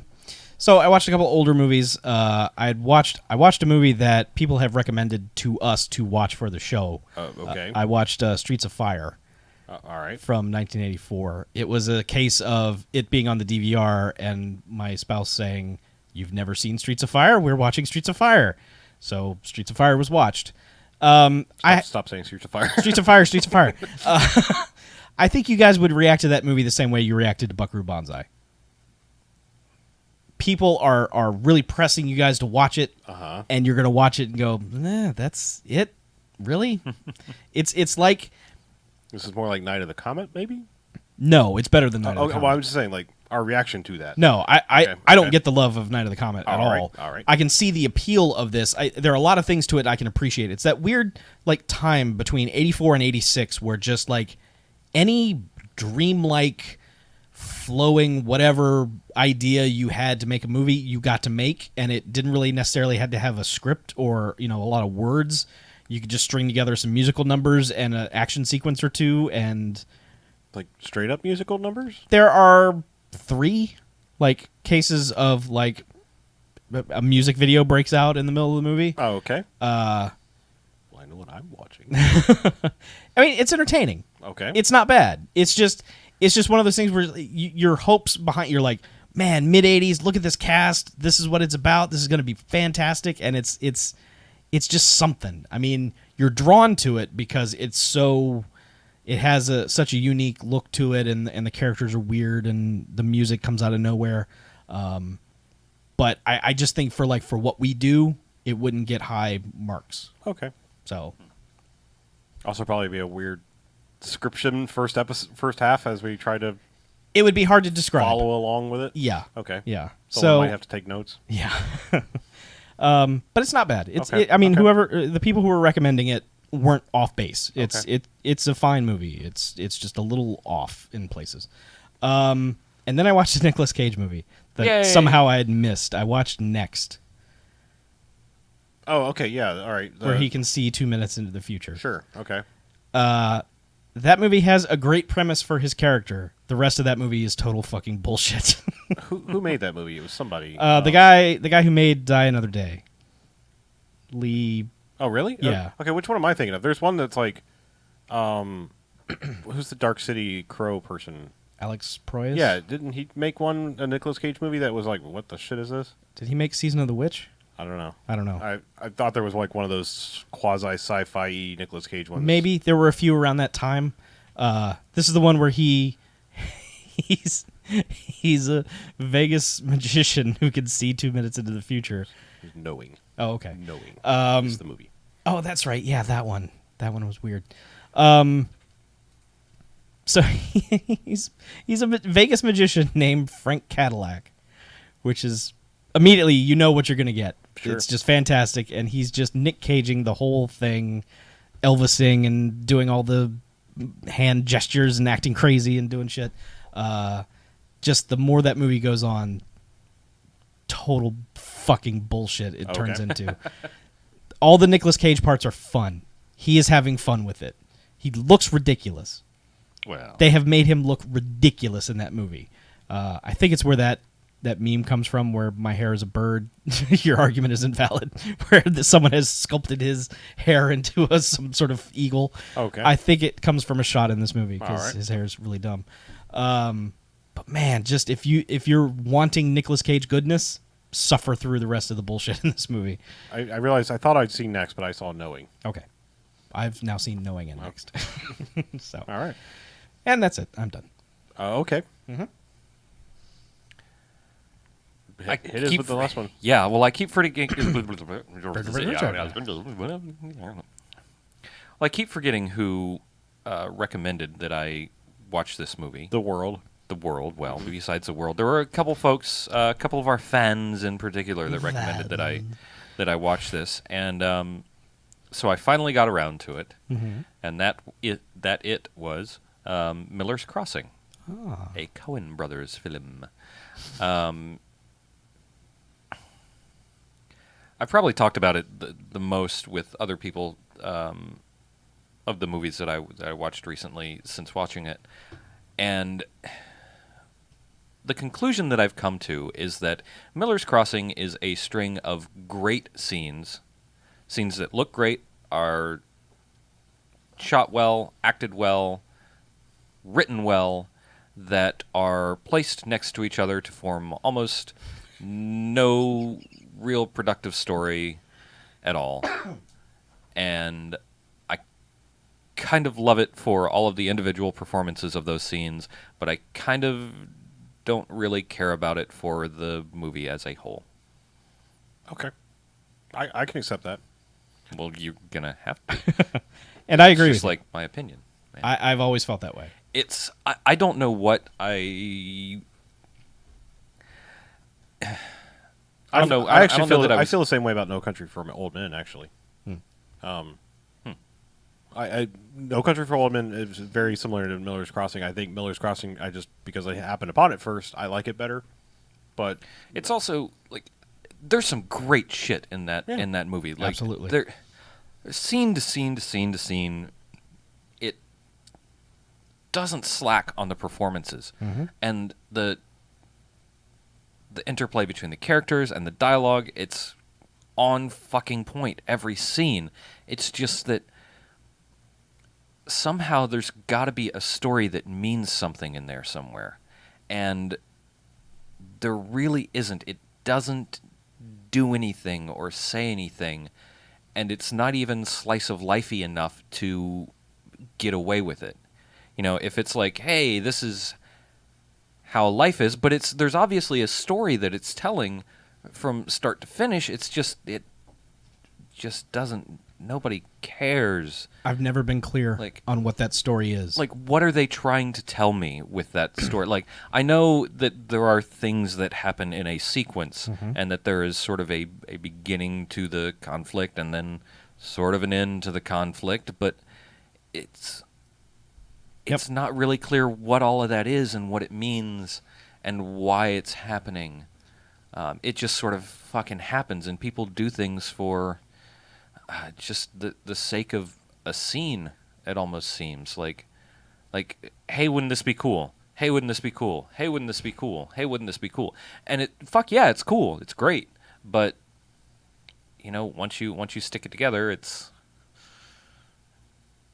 it kind of just kind of falls apart. I mean, I would say besides Raising Arizona and The Big Lebowski, which become like background music for me because I love them so much, I've probably seen this movie the most out of all the Coen Brothers movies, and it's because it's one of those movies where a year goes by and I will think, obviously I'm smarter now, maybe I'll get it. No. And I watch it and I'm like, nope, still don't get it. You get to that last, like we were talking about on Twitter, it's like you get to that last shot and the camera pushes in on Gabriel Byrne and the music swells and you're like, oh, he was, no, yeah, that's it, like, huh. Okay. I still don't get it. Okay, now is when we find out, like the end of the movie, now is when we find out what the fuck was going on. Yeah, I mean, obviously he has a code and he's sticking to it, but why? Does he have a code? I don't know. Is he doing it for a reason? No, maybe. I don't know. Maybe I'm not Mensa enough to get that movie. I don't think there's anything to get about that movie, to be honest. Like, I mean, I'm not a super genius. I'm certainly like I don't even care about calling myself smart anymore. I'm just alive, but I'm not stupid, and I think I can figure out a little bit of subtlety here and there, and I just can't figure it out. Yeah. Nobody's been able to tell me. There's like 100 and something people that follow me on Twitter that ostensibly read these things that I post, and nobody's told me what the fuck it means. So, maybe somebody out there in podcast listenership land can tell me what the fuck it means and why I should love it as much as some of these other people do. But maybe they can.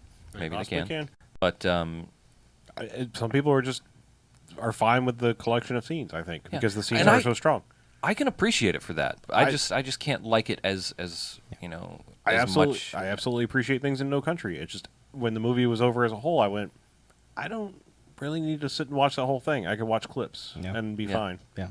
Like that chase after the car flip thing, that foot chase is just beautifully shot, but the whole movie as a whole. Yeah. The next day, I watched Oh Brother, Where Art Thou? And cleansed your palate? Yeah. Okay. Fixed everything wrong in my life. Good idea. But hey, paterfamilias. Speaking of stupid. Yeah? Yeah. We did something stupid. Wait now. I'm going to take a nap. We did nothing of the sort. I suggested we watch post-2000 dance movies, and you, good sir... I wanted a baseline. Well, I'm going to give you a baseline. Okay. All right, so we watched The Fames. Yes, we did. Both 1980 and 2009? Yeah. Nine. Okay. Nine times. I don't know if there's any good way to do this, so let's start with the early one first. Okay. Simplest statement, I hated it. Chuck kind of liked it. So tell me why, Chuck. I'm not going to say I liked it. Your Letterboxd review says otherwise. I think my Letterboxd review says I appreciated it. Mm-hmm. I can appreciate it for... It has this level of awkward energy to the filmmaking that I appreciate, that movies around that time period didn't have. Movies today don't seem to have. There's just this energy behind everything that's going on in every scene that's compelling to watch. It would make me insane if I was in the scene, like if I was in this world, because people whose brains work like this sort of frantic, creative frenzy that these people are in, which seems like all the time, would make me lose my mind. So it was interesting to me to look into a world that I do not understand. The movie is just... I'm not going to say the movie. The story is pretty much garbage. Mm-hmm. It's just kids audition for school, they go to school, they graduate. Yep. The end. And it's like, I kept waiting for like these kids to start Dead Poets Societying themselves because it seemed like that's where it was going. Like they were all just having the most tragic times and everything was horrible. And so I waited for some sort of payoff, and there's not. Well, like when it hit black and the credits started rolling, I was like, "What the shit?" Yeah, I mean, all right. So the movie is 34 years old. Okay. Yeah. Yeah. I think spoiler moratorium's up. Okay. All right. So there is a scene in it where person has been told they're not good enough, they're going to be kicked out of school, or Mm-hmm. whatever, they're going to be allowed to finish, or whatever, they're not good enough, and they walk up to a subway train, and you think, oh god, they're going to jump in front of a subway train, and it's even shot ambiguously enough where you don't know right away that if what happened. Right. I don't know, film-wise, history-wise, if this was already, like, I look at today's movies, and you obviously go, oh, I see what's happening, shit is going to go bad. I don't seem to think there wasn't enough of a baseline in place for that to be an assumed action. Like, I just, it seems like such a thing that we look at now in today's, where you're like, okay, this person just got bad news and they're going to teenage suicide, don't do it. Right. But they, and then it's like it flips a script on it and they're fine and they just threw their shit in the subway train and they're like, fuck it, I don't need it. Woo! Yeah. So that seems like a weird thing where it's like, okay, that's interesting and it was interesting at the time, but I don't feel like it had any room to do that, like to flip the script. I don't think it was already an established enough thing of, Right. face planting in front of a train in 1980. Yeah, it was a little strange that it seemed to go the opposite way of something that had not been done before anyway. I will say, though, like, for all our talking about wanting to see a movie in shitty, bombed-out New York City, Holy balls. fucking hell, these people live in smoldering piles of wreckage. I don't think I don't think there's ever been a shittier New York captured on film except for the fictional one in Escape from New York. Yes. Which is actually East St. Louis. Yes. Because this is the shittiest New York that has ever been committed to film that I don't honestly believe that ever existed.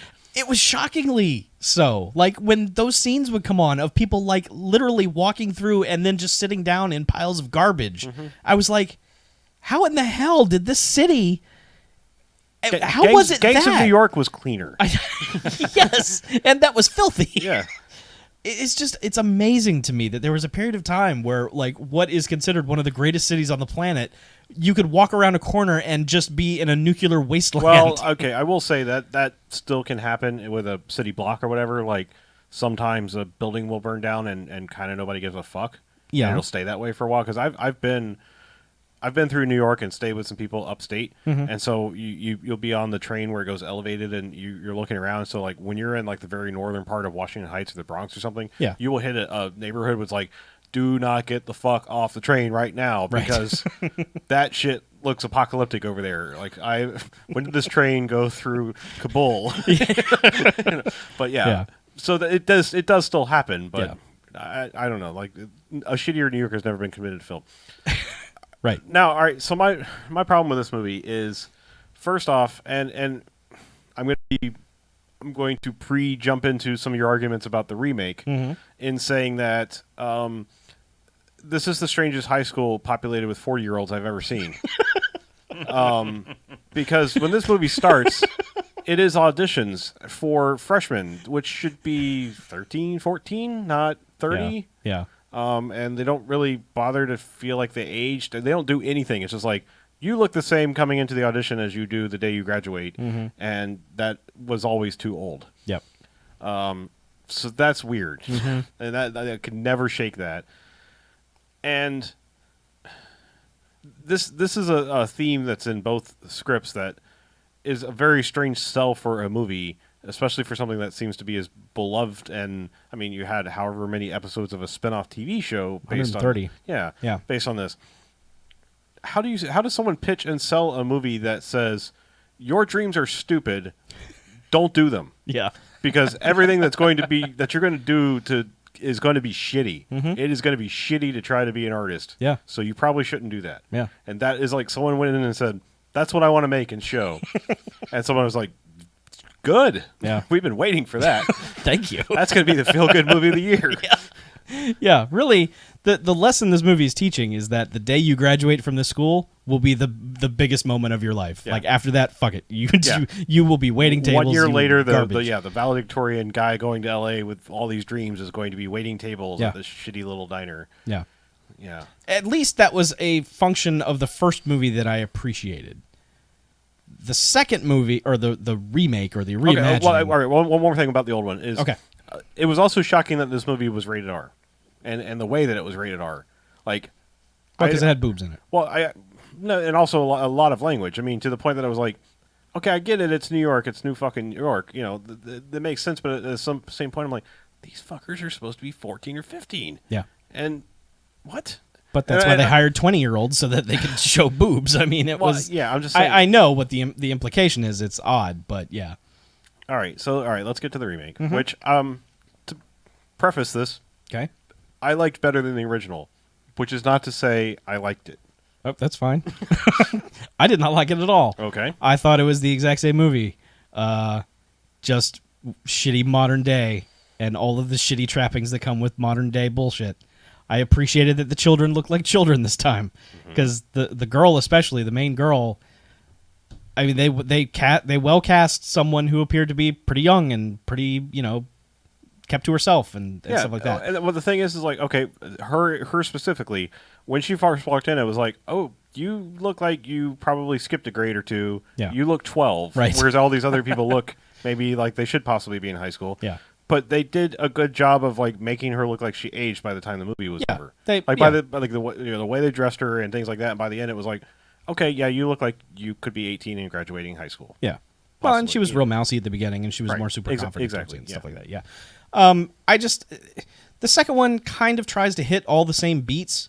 It does in a lot of ways. I mean, like down to the point where they start improvising this musical number in the cafeteria, which, like in the first one, felt organic, although stupid. It still felt like, okay, this is just an explosion of creativity, and it's happening. It's stupid, but it's happening. When it happens in the remake, holy God, it is so forced and such. Everyone is just coming up with the best beats and the best lyrics and the best singing, and it's just like, no.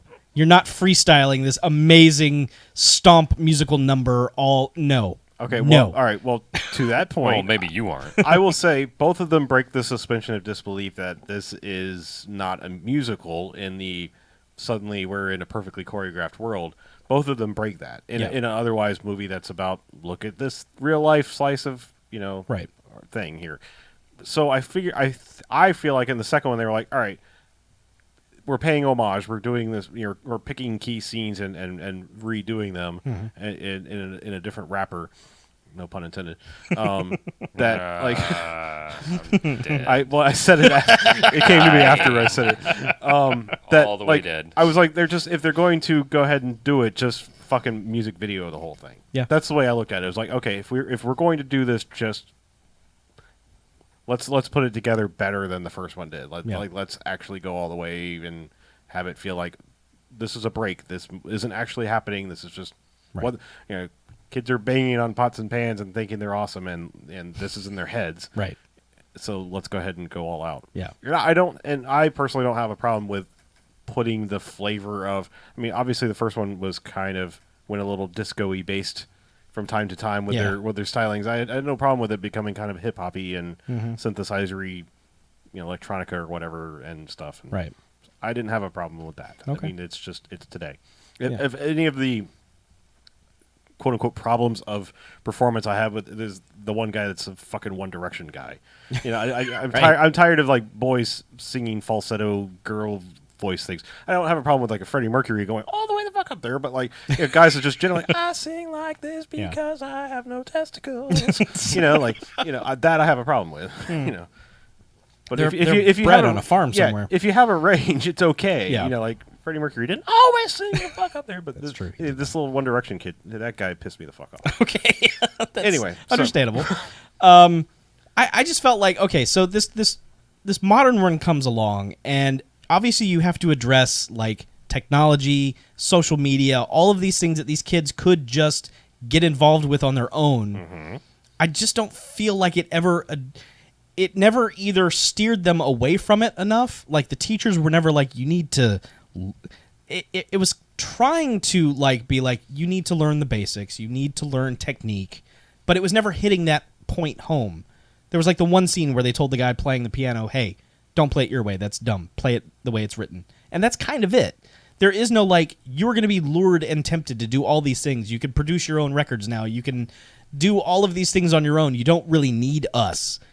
And it just seemed like some stuff happened where they did produce all their own things, and then that went wrong, but it didn't have anything to do with the school, so it was like, what's the point? And I just felt like there was this divergence of there's this other entity in the Fame universe of you can make your own, but it's also kind of shitty, and you're probably going to also want to commit suicide from all that bullshit too, but you're not going to because this movie is exactly the same and ends with the same graduation ending bullshit.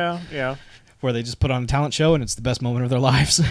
Yes. So, All right. Okay. Well, all right. Couple key moments in both movies that happen in both movies. Yep. Yes, the train thing happens again, and that's taken directly, and obviously I feel like it plays better in a modern movie because of what I said before. It doesn't really play that great in either one, right. But It is, but okay, so the super dark moment of the movie, it's in both of them, is the casting couch rapey thing that happens. Okay. Yeah. All right. So but I will say that the girl in the original one is fucking stupid. The stupidest person. Like, you're supposed to feel bad for her, and she's like, "Oh, I will go into this dark apartment building with a guy that says he's French, but he talks like he's from Jersey." That seems legit. Yeah. That was unfortunate. I'm just saying that was the dumbest damn thing I've ever seen I know. a human being character do. It was dumb and awkward and embarrassing. I appreciate seeing it because it helped me understand a Get a Life joke that for the longest time I thought was just a joke they came up with, but now... Like from the TV show Yes. Get a Life starring Chris Elliott? Yes, he's a male model at one point, and the photographer starts asking him to take his shirt off, and he's doing it while he's crying. And he's basically doing the exact same scene. It's a reference to Fame, which I thought was just him being silly. But no, he's doing the bit from Fame, which if you could just imagine Chris Elliott doing that same scene, it's like... And now I did, and yeah, I'm ruined. Anyway, my point being is that at least in the new one, it plays out more organically. It makes more sense for the girl to find herself in the situation that she finds herself in. It's not a leap of logic to go, here's this person I knew. He works on a show now. He said he can get me to meet somebody. I'm suddenly in his trailer, and now he's getting weird and filming me and blah, blah. Yeah. But and also the fact that it's like it very clearly shows her pulling the plug on it and going, no, no, no, no. Yeah. I'm just saying it's it comes across more as like a human action of like someone that age making a mistake and then quickly realizing not Right. bawling your eyes out while taking your shirt off. Yeah. That's weird. Yeah. Anyway, I'm just saying that was obviously a key moment in both movies. If it's something that's referenced in, Yeah. in the sitcom, Yeah. that plays out better in the new one. I thought not better. Like I said, I still didn't like the new one. No, I it's know. just it plays more organically. I understand. And I also like that the teachers had personality in the new one. Yes. That Well, especially because they were all people we knew. that helps. Yes. Fucking Rock and both the Cranes are Yeah, in this movie. I know. Not having a scene together, which is bullshit. Lilith and Fraser Crane together again in one movie. Yeah. Oh, those cranes. Yeah. Oh. Not the hooping. Well, I wasn't expecting a hooping. Yes, Whooping. there were cartoon I birds was thinking perhaps teaching Niles acting and Frasier. Or, Oh no. Anyway, or the dog. Mr. and Mrs. Yeah, I don't. All right, I don't want to talk about them anymore. I'm just saying, like, I think the remake, while not good, is better than the original. They both suffer from problems. Both of them being really the most fucking narcissistic movie anybody could ever try to make because.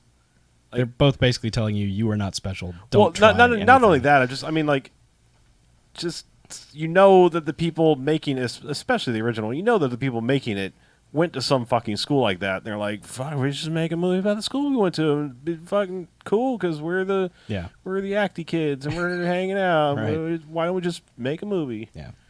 It's. I didn't like either one either, but I can appreciate the first one more than the second one. Second one was just garbage. Right. So, but tell them what's up next. Fuck, I don't know. We were gonna do. Ooh, that's my favorite. We were gonna do the Footloose and the Footloose Eye. Not doing that. Footloosening. I think it's Footloose. Just as that's the plural. The Footloose. singular, and the plural. A school of Footlooses. It's similar. It's similar to Feet- moose. No. Feet loose. Feet loose. Feet loose. Is that like Sons of Bitches? You have to do that one. Or Sons of Bitch. Feets. It's like Attorneys General. Oh, okay, all right. Yeah, but we're not doing that. I think feet loose or foot loose. Feet loose. I still like the foot loose. Feet loose. God damn it. Feet loose. The moose and the moose thing is what I It like. doesn't matter. We're not fucking doing it. That's the point. We're not doing the Feet foot loose. looses. The feet loose. No. We're skipping ahead. Yeah, I think it's time to start into the 2000s. We're probably going to start with two of the earlier ones, and that is Honey and Save the Last Dance. Yay! Wait, Honey? Honey. Yeah, Honey. Honey. All right. Starring Jessica Alba in spandex. yes, starring Jessica Alba in spandex. And Mekhi Phifer, I think. Probably. I think he's the guy. He's in Save Is the that Last how you Dance. pronounce that? He's the Save the Last Dance guy? Yeah. Okay. Isn't that with Julia Stiles? Yes. Okay. Okay, so I've Okay. looked at both, and I knew he was in one of them. Yeah. So we're gonna continue this Yes. fucking Yeah, thing. well, you're digging your own graves. Well, you're digging each other's graves. You're going to kill each other over this, I assume. There's going to be some sort of Now we'll be all right. dance battle. If and he tries to kill me, this would be the dumbest thing. I said I'm doing it. He's like, me too! He's like the guy that would me too his way into a trip and then complain the whole time if he I'm not does. complaining. He's going to Me Too his way into your graves. I like a good project. Sure. I like a good project. Apparently you do. You don't have enough. I'd take on all projects and then half-ass my way through all of them. Man, I really need to paint the outside of my house. No, not that kind of Oh, project. okay. Just sitting on my ass watching movies. Right. If you can get him in a chair with maybe a yeah. a roller. As long as I can see a television. So I need to Yeah. like Tom Sawyer Karate Kid him, Yeah. basically? Okay. Yeah. Yeah. paint the fence. We should do contact info. Yeah, let's do that. Okay. I'm going to make it easy on you guys. Go to BMFcast.com. Look on the right-hand side. There's a shitload of buttons. Everything from email to Facebook, Twitter, iTunes. That's how you get in touch with us. There's also an Amazon affiliate search box thing. I'm going to be busy with that this week. Yeah, baby. What? I have to make links to all of these fucking movies we've talked about. Oh, very There's gonna be good. like 20 links on there. Awesome. Yes, buy all the fames. So, there's a search box for Amazon. You search, you buy, they pay us, you pay no extra. It works out. Shit is expensive here. Like these fine pint glasses that we use are not cheap, and drugs are not cheap either. So help us out. Your lozenges. Yes. Yeah, lozenges. Lozenges. Lozenges. Lozenges. It's lozenges. All right. Anyhow. Other thing you can do is give us a call on the Garfield phone, 9105-JOCKS-BMF, 910-556-9263. Call Garfield, leave a message. Make it short and sweet, and you may be featured if you don't suck. As is the rule. Yes. Don't suck. No. And we love you. Amen. All right, let's get out of here then. I'm Harlow. We're Mackie-less. I'm BJ. And I'm Chuck. And this is BAMFcast out. Bye. Motherfucker. Will. Bye.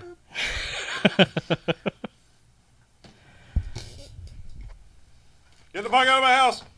All right. It's my house. And if you don't like it, get the fuck out. Bye, Internet. Bye, Internets. And Save the Last Dance. Yeah, play the home game. It's Good luck fun. finding those movies, though. Ha ha ha ha. Oh yeah, the Center Stage. We forgot about that one.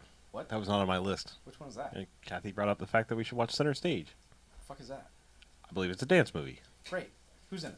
I don't Name remember. me a person in it who might be wearing dance outfits. So that I know who's in it. Y'all should pay attention. Oh, Center Stage is 2000. I watch. Center Stage stars some people you have never heard of. Great. Oh, Zoe Saldana's in it somewhere. Okay, I'm in. She's What color is she? Is she green in this one? I think she's natural Natural. color. That's good. That's racist. Joe. No, I meant she's always some sort of alien of some kind. What are you doing? Wasn't Zoe Saldana in the fucking Britney Spears movie too? I don't know. Going way back then. In Crossroads? Yeah. I think she was. Yep. I win. I win the stupid Zoe Saldana trivia. The Britney Spears movie? Yes. Crossroads.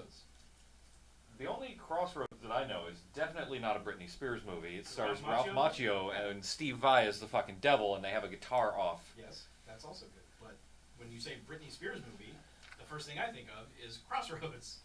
Because That is not what you should think of. You should not think of Britney Spears movies in general. You're right. I should not think of four hot girls having pillow fights and doing wacky shit.